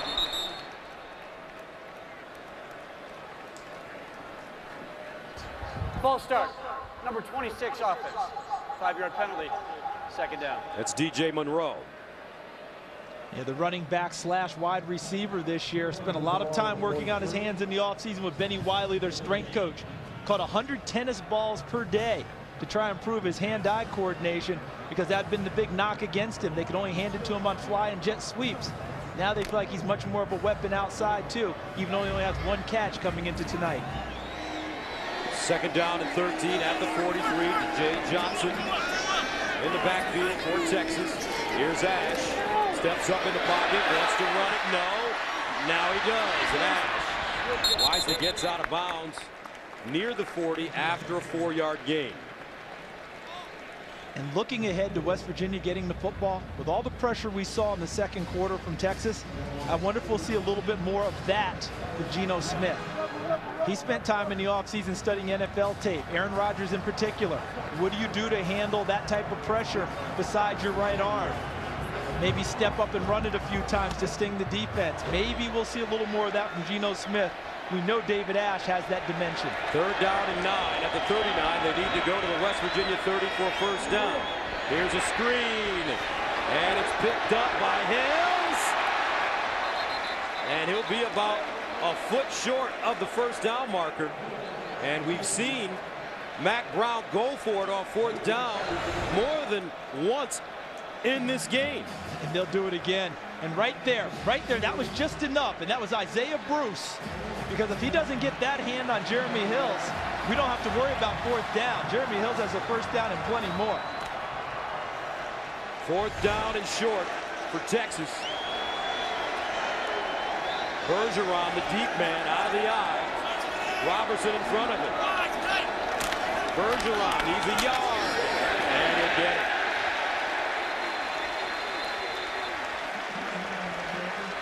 Joe Bergeron talked to us when we met with him on Friday about the unselfishness in the backfield in Texas. Doesn't worry about who gets the ball. In fact, his best friend is Malcolm Brown, who's not playing tonight. Hard to believe that two guys who want the football that much are going to be best friends. You think there'd be much more competition. But he said, we're not worried about that. And he convinced me. All he cares about is winning the game. And if he carries the load, great. If not, and they win, he seems to be just fine. 1st and 10 at the 29. Opening drive of the second half for Texas. Bergeron. And he is carrying the load as he picks up a first down. A 12-yard gain. How about the vision of Bergeron? Look at him back there, 24. Watch him coming at you, and watch how he finds where the hole is. Play starts left, but his eyes take him right. Good vision by the running back from Texas. Bergeron on the sideline now. Jonathan Gray comes back in. They pitch it to him. Gray looking for a hole, and Gray stopped at the 14 by Isaiah Bruce, who delivered a blow. But this is the kind of drive that you expect out of Texas. You asked the question in the first half. Actually, you didn't ask the question. You presented the idea. Time of possession. Could it be a factor as we go on in the game? This type of drive makes it a factor. So we see Texas's red zone success. 11th play of the drive that started at the 25 for UT. 2nd and 8 at the 15. Bergeron back in. They give it to him. And Bergeron upended in the backfield by Josh Francis. So we had back-to-back plays by the outside linebackers of West Virginia. Isaiah Bruce, the previous play. On this one, Josh Francis, both of them keeping the yardage way down on the run. That brings up a big 3rd down and 11 at the 18. This is where West Virginia can't have any busts in their coverage. During this game, we've seen a few free guys for Texas without people covering them. And we saw Mike Davis, who's at the top of your screen, work on a fade route from this part of the field. Underneath, though, they find Goodwin, and Goodwin goes nowhere. Josh Francis again. And that call is because Texas has the field goal available to them this week. The confidence level a little bit higher. Anthony Farah will come in now and try his first field goal of the season. Farah transferred from Penn State, his career-long 46 yards against Ohio State last year. This will be from 38 yards away. He was 14 of 17 on field goal tries for Penn State 1 year ago.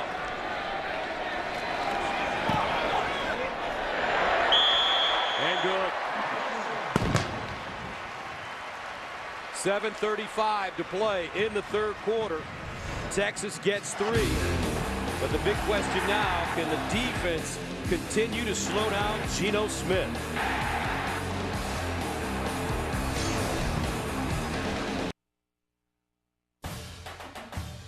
Fox College Football is sponsored by Geico. 15 minutes could save you 15% or more on car insurance. By Hankook Tires, be one with it. Hankook Tires. And by Reese's, the perfect combination of chocolate and peanut butter.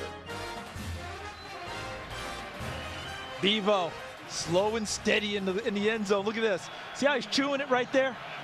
That was Texas's last drive. Slow and steady, just chewed it up. But at the end, West Virginia counts it as a win for themselves. Why? Held them to a field goal.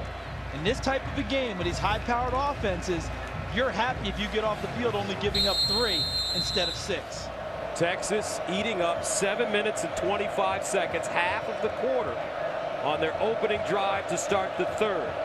Now West Virginia gets a chance. Tavon Austin, Stedman Bailey back deep. They've been squibbing the last few kicks. Once again, it's squibbed and picked up at the 20. And West Virginia crosses the 30 up to the 32. Garrett Hope running the football. Geno Smith will have decent field position. Back right after this.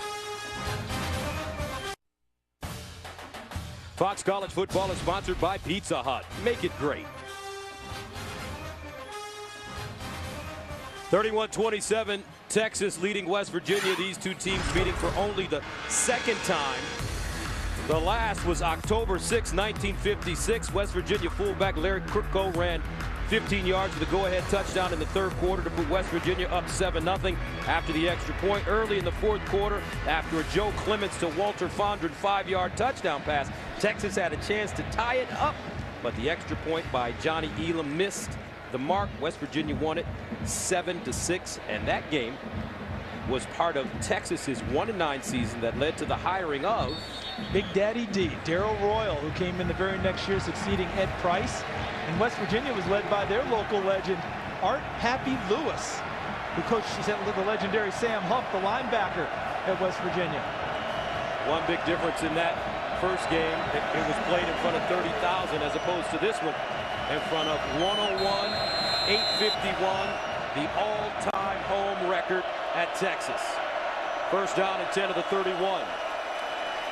Here's Austin around the corner, and Austin picks up 7.5. I like that call for a variety of reasons. Chief among them, Dana Holgorsen knows he's got to get his playmakers touches. And sometimes just throwing it to them in the pass game's not as easy. Make sure they touch it. Fly sweeps, jet sweeps. Make sure Austin and Bailey touch the ball. Geno Smith to the sideline. This ball caught by Austin again. He's thrown down hard by Michael Thompson. But it's a first down, Mountaineers. As we take a look at our offensive leaders. Geno Smith as expected, although not as accurate as normal. But then again, 84% is a high standard to live up to. Bowie has played the game of his life so far this evening. First down at the 47-yard line for Geno Smith. They hand it off. Bowie, wrapped up and dragged down by Kendall Thompson. And we've mentioned his name a few times this evening. What I'm coming to a conclusion of is defense nowadays, you cannot judge it the way we used to in terms of the same standards of what your goals are. A loss of 4, second and 14. Screen. Bowie with the blocker in front. Bowie breaks the tackle, cuts it back. First down and more.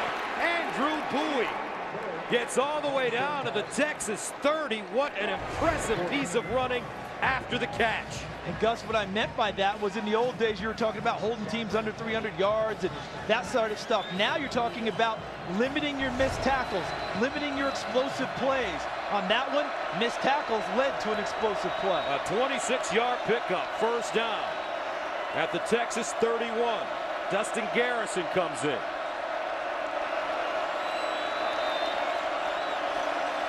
Geno Smith over the middle. And ball. Smith throwing a strike to J.D. Woods. Woods coming off a 13-catch, 114-yard receiving day against Baylor. And what a nice throw, because he threw it to the back shoulder to stop him from going into the safety. First down at the Texas 16. Garrison. And he gets to the 8. Garrison on the carry. Thompson with the stop for Texas.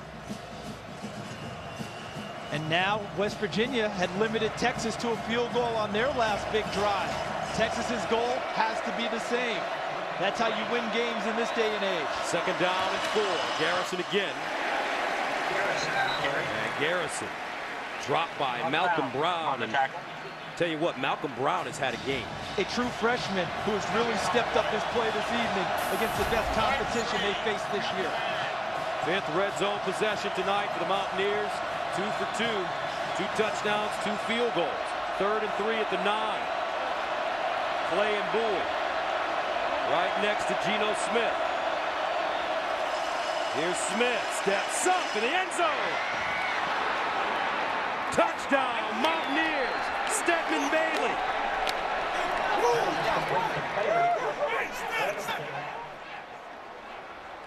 So West Virginia comes right out to start the third on their opening drive, and they put 6 on the board. And it's such a symbiotic relationship, isn't it? We can talk about Geno Smith forever, and rightly so. But his receivers make catches that really create plays for West Virginia. That ball was well thrown, but the route that Bailey ran to get the defender on his back and then extend and catch it completes the play. Extra point up and good. 4:32 to go in the third. West Virginia reclaims the lead, 34-31.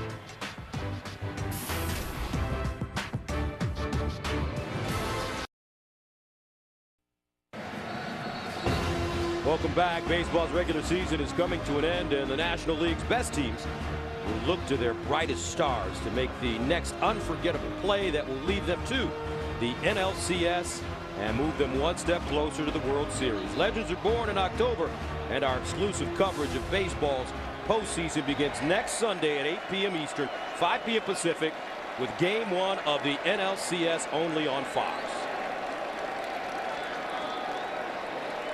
West Virginia since 2000, 79-3 when scoring 30 or more points. Geno Smith focused as he waits to get it once again. Corey Smith will kick. DJ Monroe, Marquise Goodwin back deep. Smith pops this one high in the air and fielded at the 5-yard line. Goodwin. Another good return for Marquise Goodwin. He had a 48-yarder in the first half. This one from 36 yards away. Geno Smith encouraging his teammates. We're not done yet, boys.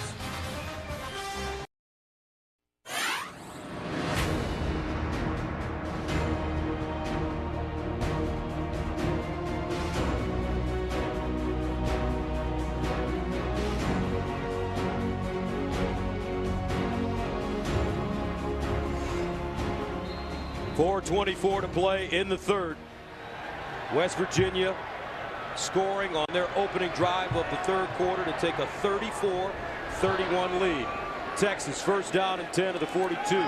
David Ash up top, ball caught. And that's Shipley. Jackson Shipley with the second grab of the night. A 23-yard gain. And let's see if Texas goes a little bit faster after the explosive play to Jackson Shipley. Get back up on the line of scrimmage and try and go quicker. Tempo change for Texas after the big play. First down and 10 at the 35. That one snapped in the dirt. Ash picks it up, makes chicken salad as DJ Grant comes up with the grab. Dominic Espinosa getting us ready for the playoffs, the National League Championship Series, with a ground ball back to Ash. But how about the poise of David Ash? Stays with it, doesn't get flustered, and makes a little something out of nothing. Gains 4 yards on the play. 2nd and 6 at the 31. Bergeron. And what the Texas coaches talked to us about yesterday was how the running game will have a cumulative effect on their opponents. It's body blows, body blows, body blows, hoping to knock a team into submission later in the fourth quarter. West Virginia has been up to the task this evening, hanging tough, because look at our first 2 drives of the half. West Virginia's defense absorbed a lot of body blows on the last possession by Texas, but at the end, it was only 3 points. Going the other way, West Virginia went a lot quicker and put the ball in the end zone against Texas. Advantage Mountaineers. So an injured player on the field, that's Isaiah Bruce. In the meantime, let's go to Aaron Andrews in Los Angeles for a game break. Gus, the route is on in Columbia. How about Connor Shaw here for South Carolina? The 62-yard pass to D.L. Moore. And this would actually set up a Marcus Lattimore 1-yard touchdown run, his 9th of the season. South Carolina leads Georgia 28-0. The Gamecocks trying to win 3 straight for the first time in school history. 3 straight against Georgia, of course. And Aaron, you know the old ball coach. Don't expect him to get off the gas at any point in that game. I mean, 28-0 to him is just an invitation to try and get more. And with his defense, which is so strong this year, South Carolina making a big statement that they're coming for Alabama. Let's take a look at what happened here to Isaiah Bruce. 31 White. See him going in. Took it from his own teammate, Josh Francis, number 4, trying to help make the tackle. He caught the shot from him as they both went in trying to put down Joe Bergeron. 3rd down and 1 yard to go for Texas. At the West Virginia 26. Wildcat formation for Jonathan Gray. And he'll get the first down.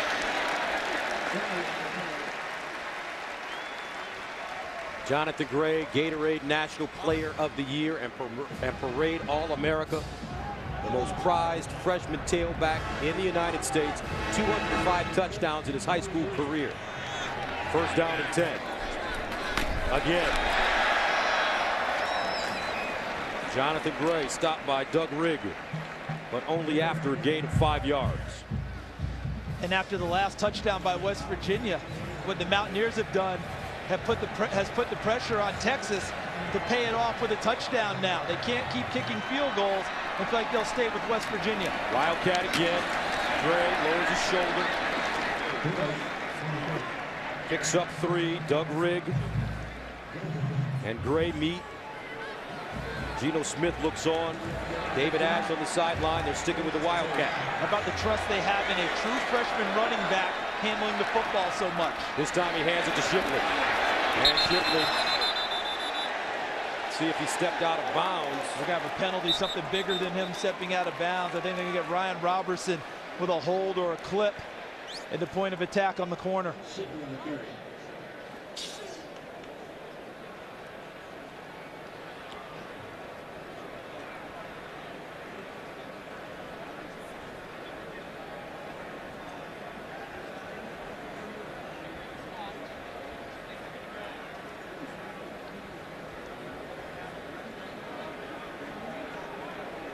They're really sorting this one out, aren't they? Certainly are. George Burke's your referee. I think the officials have done a wonderful job this evening. Not quite sure what he's waiting for, but he's going to give it to us. Holding, number 30, the offense. 10-yard penalty. After the play, personal foul. Number 20 of the defense. Penalty to be enforced half the distance to the goal. First down. So you see the hold right there on Josh Francis, number 4. And then Shipley steps out of bounds. That finishes the play. And then there's the hit. Darwin Cook out of bounds, which offset the play that West Virginia had gained from Texas. So live ball, then dead ball. So they had to walk off one foul and then walk off the other to spot the ball properly. Texas with it, first down at the West Virginia 12. Bergeron.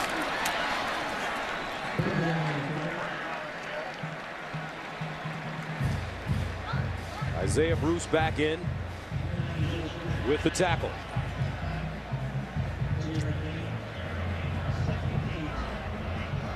Texas is going to go big again. Luke Pellman, number 77, reports in for duty. An extra offensive lineman, often used as an extra tight end to increase the blocking strength. He's in there on the right side. Robertson, the up back. Bergeron runs his side. Bergeron spins and goes down at the 6. Joe Bergeron told us he wanted to come to Texas because he wanted to run the football like his idol, Ricky Williams. Ricky Williams, we saw him the other day, and we were meeting with the Texas coaches. And you see that play? That play is the same play that Jonathan Gray's been running from the wild position, where he fakes the handoff and then follows the blocking. It's the same play, different packaging, different look, but the plays stay the same. Coming up, the 10th play of the drive that started at the 42-yard line. Bergeron has been hot inside the red zone. And a timeout called by the Longhorns. 34 seconds to go, third quarter.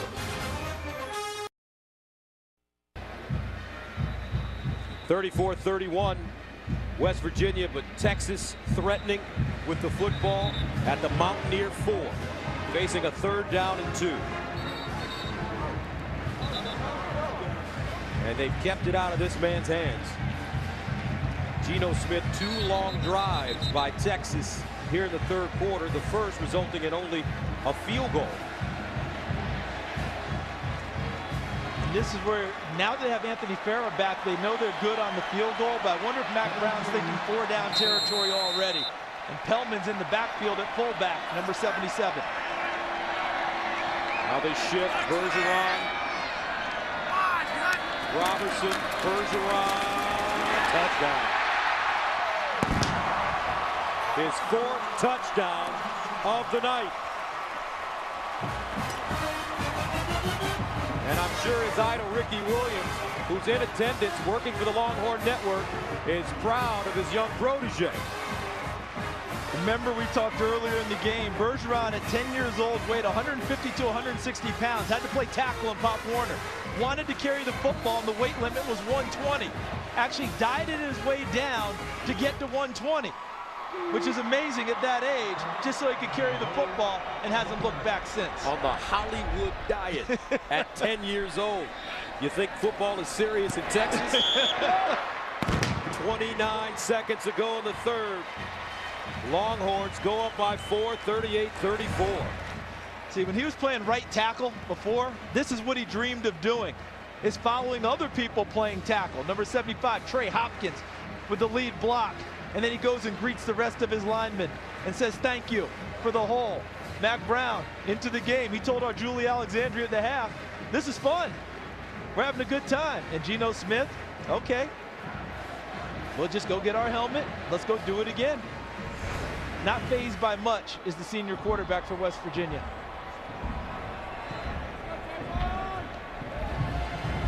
So Mac Brown and the Longhorns reclaiming the lead. Coach Brown told us that after playing in the national championship and losing, having an opportunity to win 3 national championships in a short amount of time, it really started to bother him to the point where he lost his motivation. And he knew, he talked to his wife, the beautiful Sally, and he knew he had to make some changes personally as well as professionally. And those changes are starting to really come together for Texas now. But now their defense has to go and lock in again against the most prolific quarterback in college football today, because Geno Smith and that offense, those receivers, are about to get their hands on the ball again. Another squib kick, goes all the way through. Bailey picks it up inside his own 10. Bailey, watch out!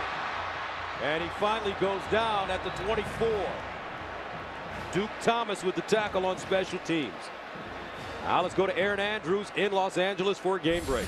Gus, Notre Dame trying to go 5-0 for the first time since 2002. 3rd quarter, they lead Miami 13-3. Sierra Wood with the 37-yard run down to the 2. He would score on the next play. Notre Dame leads 20-3. They haven't trailed all year, guys.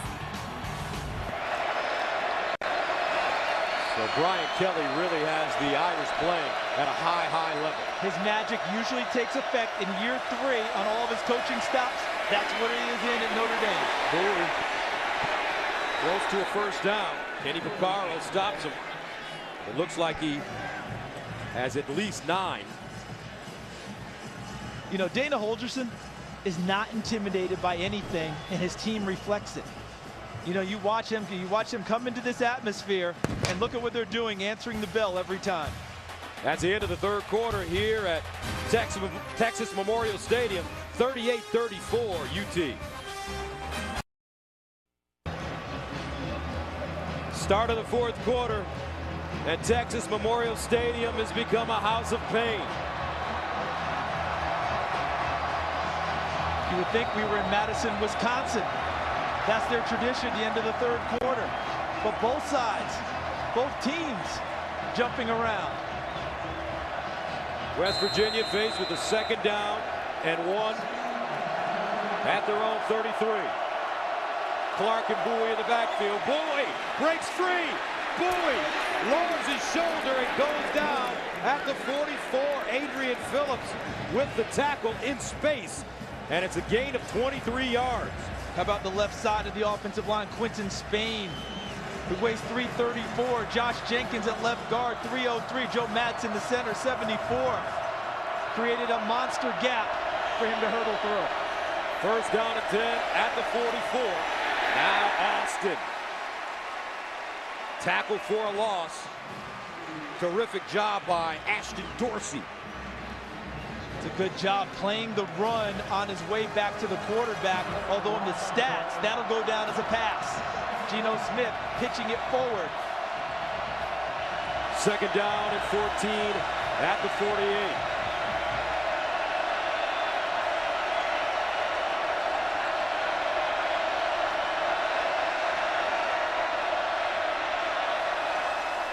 Geno, near side, strike, Austin tries to turn, and he goes down at the 40.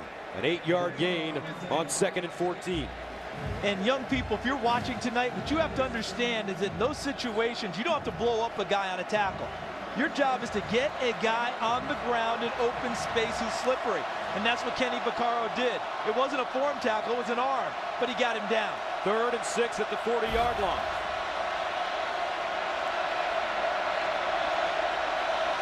Geno Smith looking underneath, incomplete. Terrific job by Quandre Diggs. J.D. Woods, the intended receiver. And West Virginia felt like he was riding him the whole way on the route. It looks like he's got some hands and is in there a little bit early as he reaches across the top and gets away with it. So a big 4th down for the Mountaineers. They're 3 of 3 on 4th down conversions. 4th and 6.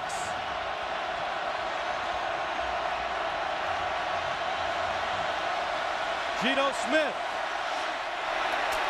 And caught. Wow, what a catch in heavy traffic for Tavon Austin. He went Rod Tidwell on that one. I go out there, I catch the ball, people hit me, I don't care. I caught the ball. Show me the money. Right? I mean, he went out there, he knew the hit was coming, caught it, and possessed it. They hand it off. Bowie. And he'll gain a couple. Dorsey again with the stop for Texas. 4th quarter of play. First road game of the conference season for newly acquired West Virginia. Big East champs a year ago. Flag on the play.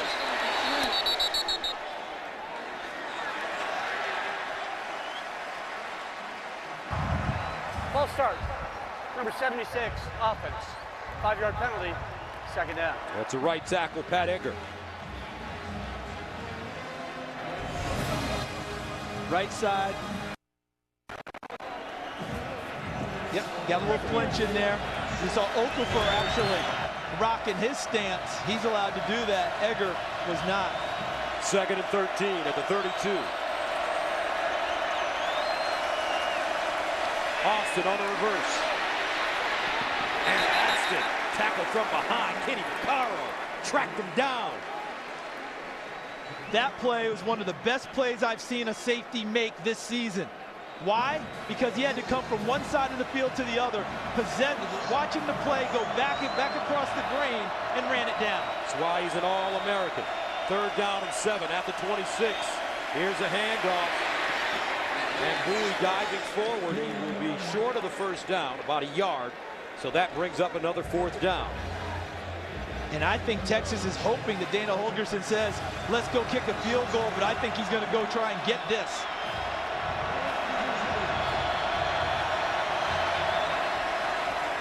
And it's Geno Smith with the quarterback sneak.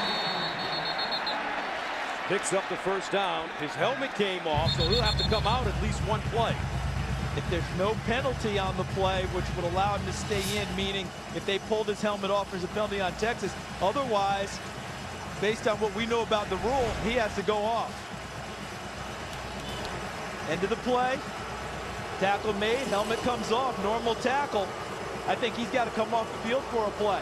And here comes Pat Millard, the backup. Paul Millard, the backup. I think this is a rule that will be tweaked in the offseason. Paul Millard, redshirt freshman from Flower Mound, Texas. 11th play of the drive. Expect him to run it here. I don't expect him to let Paul Millard throw it. Millard hands it off. Bowie. And Adrian Phillips is there, but Bowie picks up 6 yards as Geno Smith comes back into the game. We talked a little bit about Geno Smith using his legs in the second half. Little did we know it would come on a quarterback sneak that almost popped for a touchdown. Second down and 4.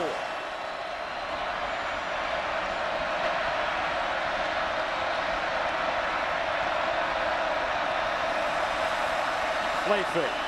Smith in the end zone. Whoa, he threw a strike. Stedman Bailey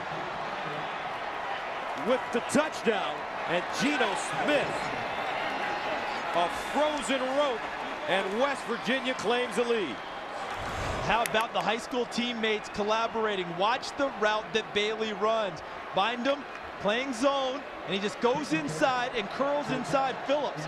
Once Phillips came up to approach him, he's got to stop it from crossing his face. That didn't happen. Bailey's there, and the rope arrives for a touchdown. 10:50 to play in the fourth. West Virginia up 40-38. Extra point up and good. Fourth touchdown of the night thrown by Geno Smith as Stedman Bailey catches his third.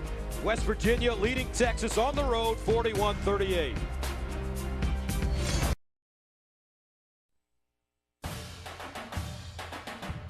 Fox College Football is sponsored by the new 2013 Ford F-150 with EcoBoost. By Aflac, official partner of the Heisman Trophy.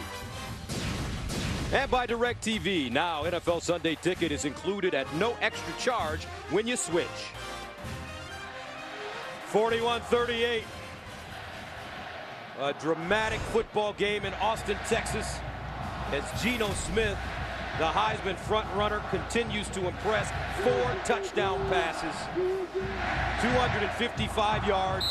Bergeron, 4 touchdown carries, a career high. And West Virginia has been perfect on 4th down. Gus, this game is about to, this game can tilt on one defensive stop. Let's see if they want to squib it again. They're giving up a lot of ground to Texas in terms of field position. Fielded at the 20. This is Monroe, and DJ Monroe gets up to the 30. So a busy evening for Erin Andrews. Let's join her again for a game break. We head to Columbus. The final moments of the first half. Braxton Miller with a 30-yard touchdown run. Guys, Ohio State leads Nebraska 35-24. In the first quarter, Miller had -9 yards. In the second, 146. Heisman talk? Definitely going to be Heisman talk, but we're watching the front runner here tonight. How about that score? Is that the Big 10 or the Big 12? Ash over the middle, Shipley at midfield. Gain of 20. David Ash starting to pitch it now. Darwin Cook with the tackle. And Texas's tempo increases after big plays. At the West Virginia 49. Ash keeps it and slides down at the 45.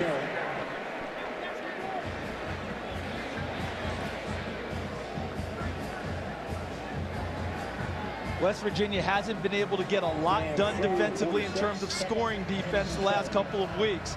But if they could get a stop here, that could change the whole balance of this game. Joe DeForest's troops are under siege. But boy, one takeaway, one stop could really change this game. 4 possessions in the second half. We've had 4 scores. Texas with a touchdown and a field goal. West Virginia with 2 TDs. Ash swings it out. Shipley.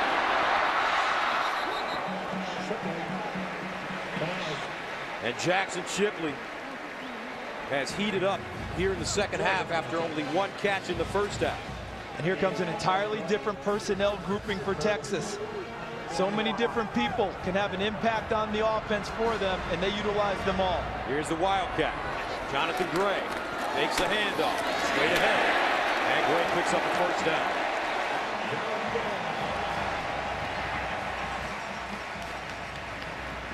True freshman, folks. Just such a mature runner. That's what I keep coming back to. I'm so used to freshmen coming in who do a lot of dancing and juking and jiving behind the line of scrimmage, trying to find big holes to run through. He takes the crease that is there and makes it a little bit bigger himself. They give it to Gray over the right side. Gray down to 33. Pat Miller with the tackle for the Mountaineers. Jonathan Gray, 14 carries, 87 yards, a career high. And they're doing it tonight without Malcolm Brown. He would have been the third running back with a significant number of carries this evening. David Ash in trouble, and Ash sacked in the backfield. Josh Francis, the senior from Damascus, Maryland. He's played well this evening. Take a look at him coming from the outside, working. He works on Jonathan Gray. And what do young freshman running backs usually have trouble with? Pass protection. And he eludes Gray pretty easily and gets to the quarterback and puts him down. Third sack of the season for Francis, first of the night for West Virginia. 3rd and 13 at the 39. Jeremy Hills in the backfield. Remember, he's great on screens. Here's Ash. Down the field, incomplete. Intended for Mike Davis. So what do? 4th down and 13 at the 39. The way that Geno Smith and West Virginia have taken care of the football in the second half and scored, I think Mac Brown's going to think really hard about going for it here, because he just thinks punting the football now is just putting it in his hands, and he's not sure that they can get the ball back and stop him. So here we go, folks. Maybe the biggest play of the night for Texas. 4th down and 13 at the 39. They need to go to the West Virginia 26 for a first down. Ash in the shotgun. Ash to the sideline. Broken up. Intended for Davis. But Pat Miller was there. And Texas turns it over on downs. 8:09 to play. 41-38.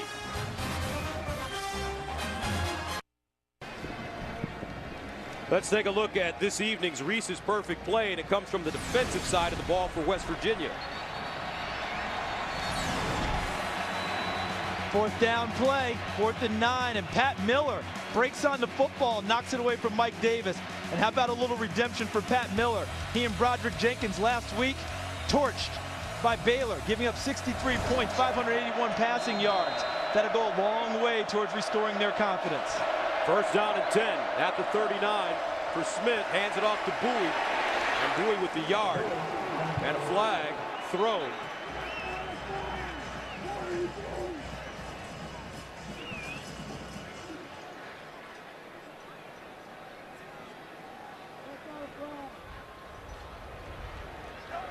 Holding, number 67 offense. 10-yard penalty, first down. Goes against Quinton Spain, the left tackle. It's him here, going to work. Look at that. Stops the clock as he takes down Jeff Coate. First and long yardage now for West Virginia. At the 29, trips at the bottom of your screen. Empty backfield for Geno Smith. Smith. Lost it! Texas with the football at the 10. Wow! Okafor in the backfield again. Chris Whaley with the recovery. That's a second fumble of the night for Geno Smith. Alex Okafor may have punched it out.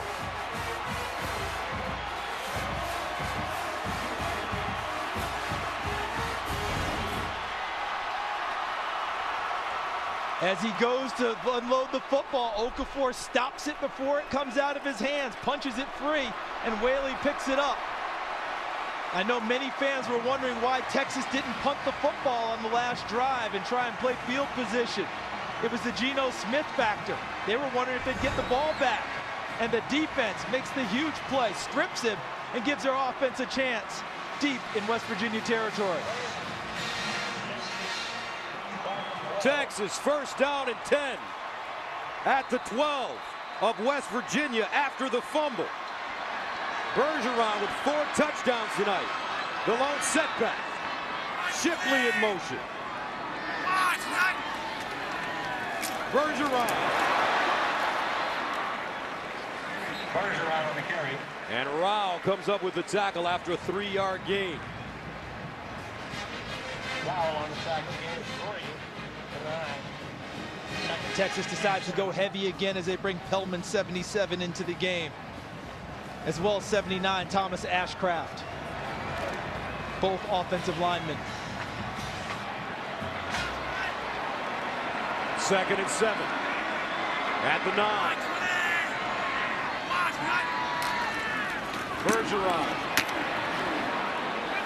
Bergeron on the carry. Isaiah Bruce, first man to him after the 1-yard gain. And that makes it 3rd down and 6 at the 8. 6:44 and counting. Geno Smith left with his thoughts on the sideline after fumbling for the 2nd time. Texas decides to throw the ball here. David Ash has to have in his head the idea that he may have to flush and run with the football. 3rd and 6 at the 8.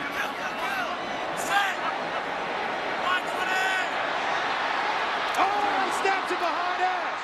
He picks it up. And Ash goes down at the 26-yard line. Wow. Was that snapped before Ash was ready for it? Or was it just an awry snap? It looked like Ash was in between on whether the ball should have been snapped or not. Good agility getting back on the football. But look at Ash. See, he's looking off, checking out the defense when the ball snapped. The second bad snap by Espinosa, and now they have to kick the field goal. So here's Farah. He's been good from 38 yards. This one from 41. And he missed it.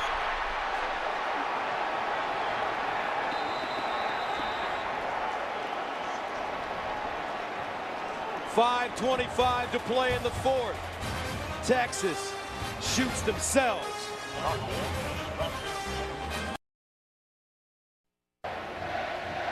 (41-38), West Virginia with the football as Anthony Farah pushed this one. And let's see why. I think he might have chili dipped this a little. It's a golf term. Means you hit the ground first with the club and then ball. Look how much turf is kicked up.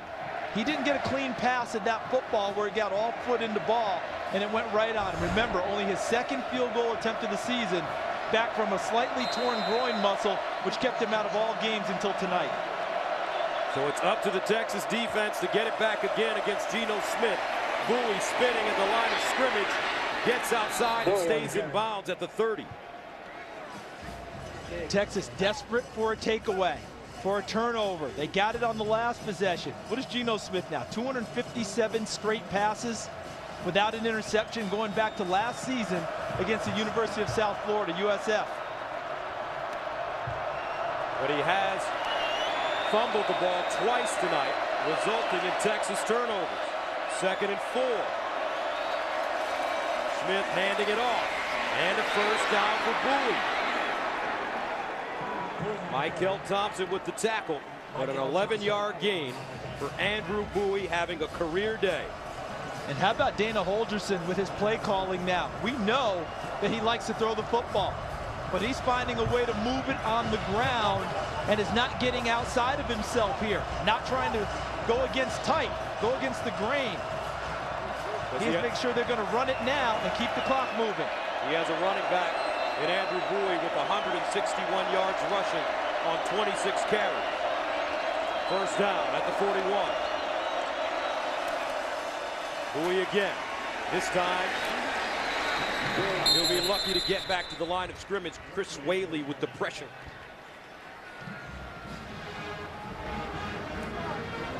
Now if you're Manny Diaz on 2nd and almost 11, do you try and heat him up and come with a tough type of pressure and playing man in the secondary?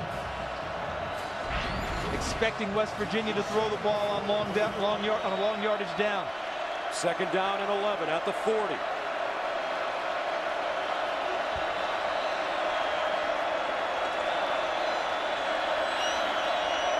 Geno Smith in no rush.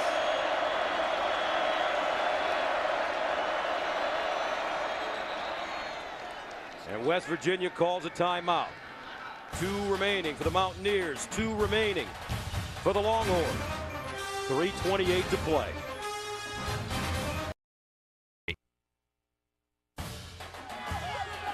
Fox College Football is sponsored by AT&T, the nation's largest 4G network. AT&T, rethink possible.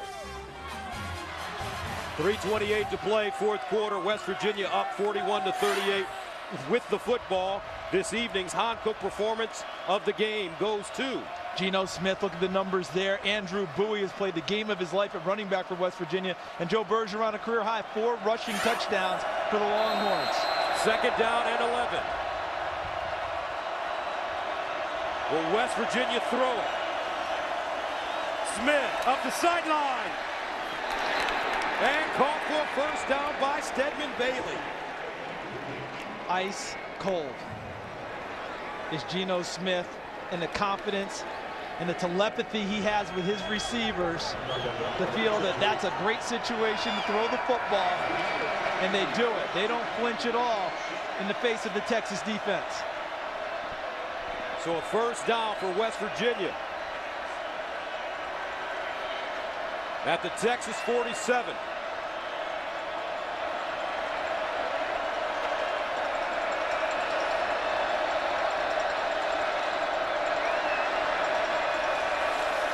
Here's a handoff. Bowie, all sorts of space.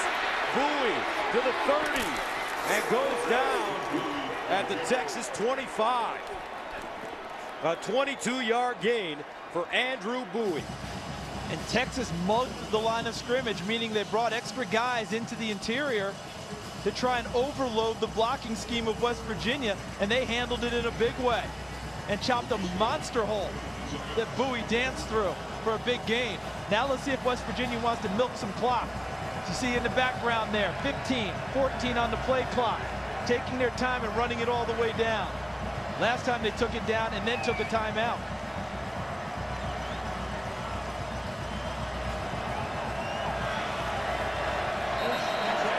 And West Virginia will not get it off in time. Timeout, West Virginia. Their 2nd and a half, 30 seconds and late. And the Mountaineers use another timeout, 1 remaining.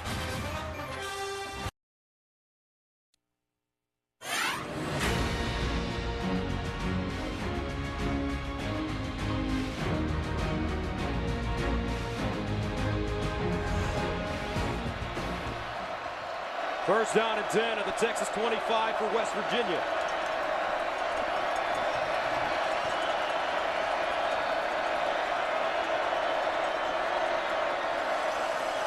And they hand it off. Bowie. And Bowie gets inside the 20, a 6-yard pickup.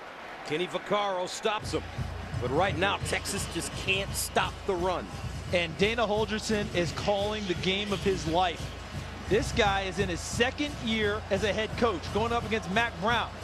Plenty of years in the business, and I've not seen any sense of, anything outside of calm, cool, and collected from Holgorsen all night. He's really managed this game well, especially down the stretch.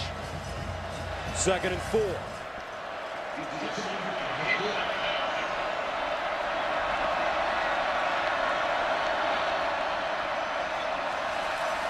Bowie again.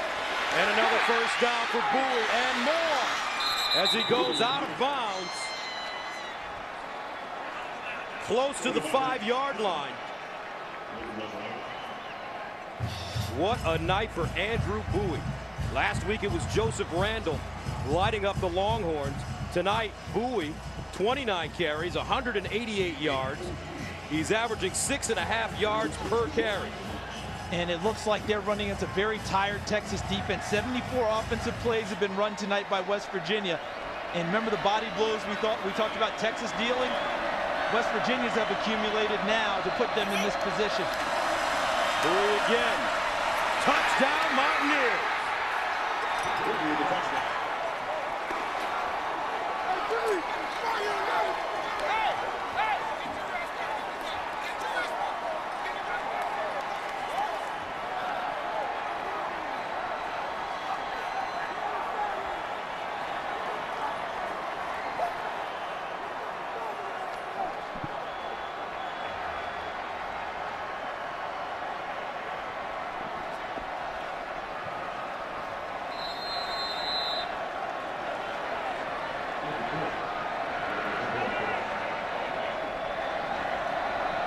Bittencourt in to attempt the extra point, and it's good.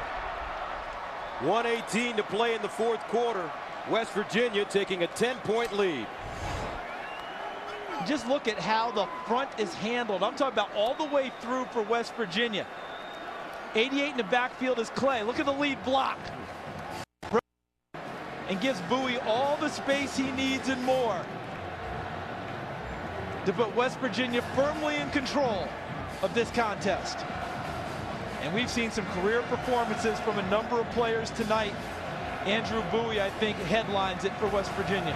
Andrew Bowie, 31 carries, 207 yards rushing, 2 touchdowns, now averaging 6.7 yards per carry. And nobody happier than that man, Geno Smith. And how about the way they closed it out, going downfield, running the football? They got a couple big throws from Smith, especially the 2nd and 11 throw. But otherwise, Bowie, the offensive line, fullbacks, took control in the last 3 minutes of this game. West Virginia outscoring Texas 14-0 here in the fourth quarter. So after the missed field goal by Texas, West Virginia going on an 8-play, 76-yard drive, eating up 407. And this one chipped forward, fielded at the 26 by Robertson. Robertson with running room, and he'll get inside Mountaineer territory with 1:12 to go. Texas with 2 timeouts.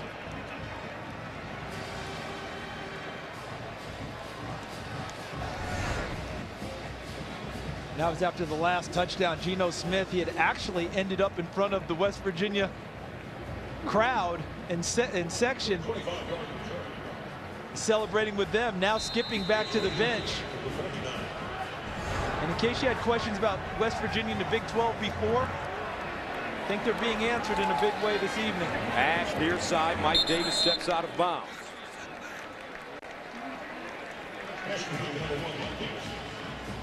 West Virginia will take that. Anything in front, it's all they care about now. When you look at their secondary, they'll play extra deep. Keep it all in front, come up, make the tackles is their mantra right now. Mike Davis again. Texas being smart, working the sidelines, trying to keep those 2 timeouts in their pocket. They'll need it if they score and are successful with an onside kick.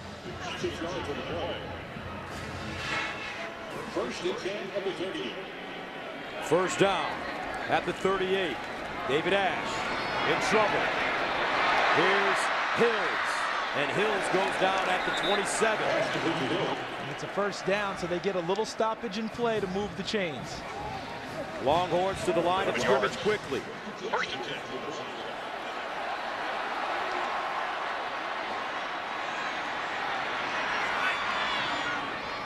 Ash flips it out the Hills again. He's trying to get out of bounds and does at the 20. Last 2 plays by Ash almost takes us back to when the wishbone was king here at Texas, except he's flipping it forward instead of laterally or behind him going down the line. 2nd and 3.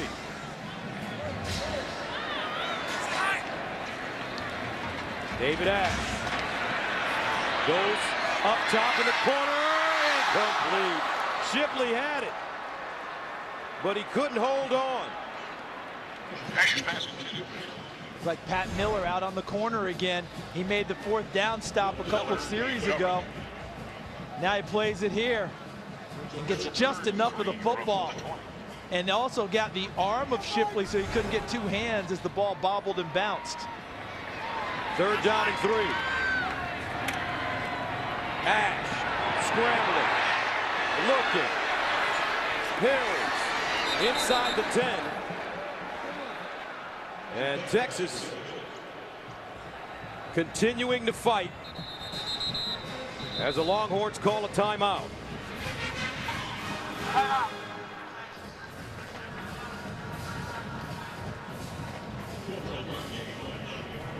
One timeout remaining for Mack Brown. And don't forget, coming up after the game, stay tuned for the AT&T Fox College Saturday postgame show. They'll cover all of today's action, including the blowout in Columbia, the Irish continuing to play well, a battle in the Big Ten between Nebraska and Ohio State.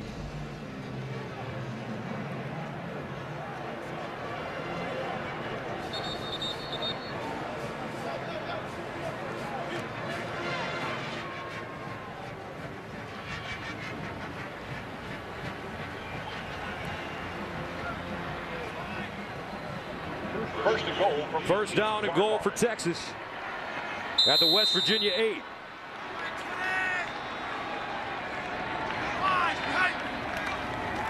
David Ash in trouble, stays on his feet, looking in the end zone. Touchdown Texas, Marquise Goodwin. And this one isn't over. 15 seconds to go. Incredible agility by David Ash to keep that play alive. We're seeing the payoff on the play, but the play was really made. What you described was how David Ash took the hit and spun away from it, out of trouble, out of the pocket, to keep the play alive and find Marquise Goodwin. Anthony Farrah trying to make it a three-point ball game. And he does. And it's good. 15 seconds to play in the fourth. And you know what's coming here, partner. But it's got to be the onside kick. But remember, things have changed now. They're giving more protection to the receiving team. So now if you're a receiving team, you can signal for a fair catch if the ball bounces once off the turf. Remember, it was all that high hopper that you wanted. Now, it doesn't matter whether it's kicked off the tee, driven in the ground. However, once it gets that one hop in, the receiving team can signal fair catch and just cover the football. And so a lot of teams are trying to squib it along the ground now to find a way to get to the football. That's really the only shot you get. If you put a high hopper, they signal fair catch. You can't hit them. That was my next question. 48-45, 15 seconds remaining. Mack Brown looking for that signature win. Texas has lost 7 straight games against teams ranked in the top 25 dating back 2 years, including an 0-4 mark last season. Baylor, Kansas State, Oklahoma, and Oklahoma State. And just last week, didn't it feel like a signature win against Oklahoma State? Turns out they weren't ranked in the top 25, so it doesn't go on the record, but it sure felt that way for Texas. But now they've got to find a way to get this onside kick. West Virginia, on the other hand, has won its last 3 games against ranked teams and is 11-6 since 2005, the 5th best record in FBS. And look at the hands team for West Virginia. Stedman Bailey's out there, J.D. Woods, starting receivers. And 2 kickers line up. Nick Jordan, 28, Nick Rose, 23.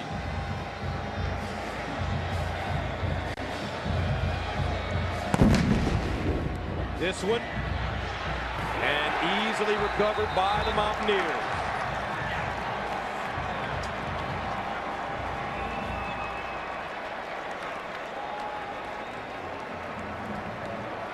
So in 2 Big 12 games for West Virginia, they defeated Baylor 70-63 at home. And with 14 seconds remaining, they're in front of Texas 48-45. And really, what a bounce back for West Virginia's defense. Getting torched by Baylor last week. This isn't pretty, but down the stretch, they made the plays necessary to win the football game, including a couple of 4th down stops.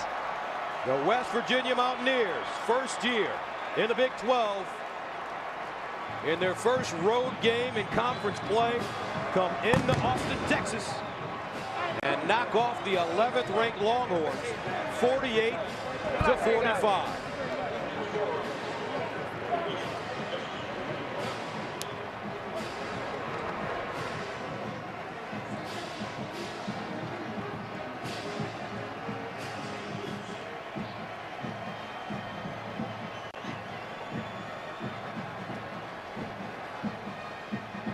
Let's go downstairs where our Julie Alexandria is standing by with a victorious West Virginia quarterback, Geno Smith. Geno, congratulations on your win. 1 second. Geno, congratulations on your win. What went right for you tonight? Well, a number of things went right for us. The main thing is that we stuck together through the midst of everything, and we won as a team. It wasn't pretty, but we came into a tough venue on the road against a tough Texas team and pulled it out. You did not let up at all once. What kept your confidence going? You know what? I have some great teammates and great coaches, and they keep me up. They keep my spirits up throughout the game. I fumbled twice down there in the red zone and gave them 2 chances, and, had that not happened, we would have won it by, probably a lot more points. But, they kept me up throughout the game, and they really helped me out. Thank you so much. Congratulations. Thank you. All right, Julie, so West Virginia remaining undefeated as Texas suffers their first loss of the year. 48-45 the final. Mountaineers. Now let's take you to Aaron Andrews in our Fox studio.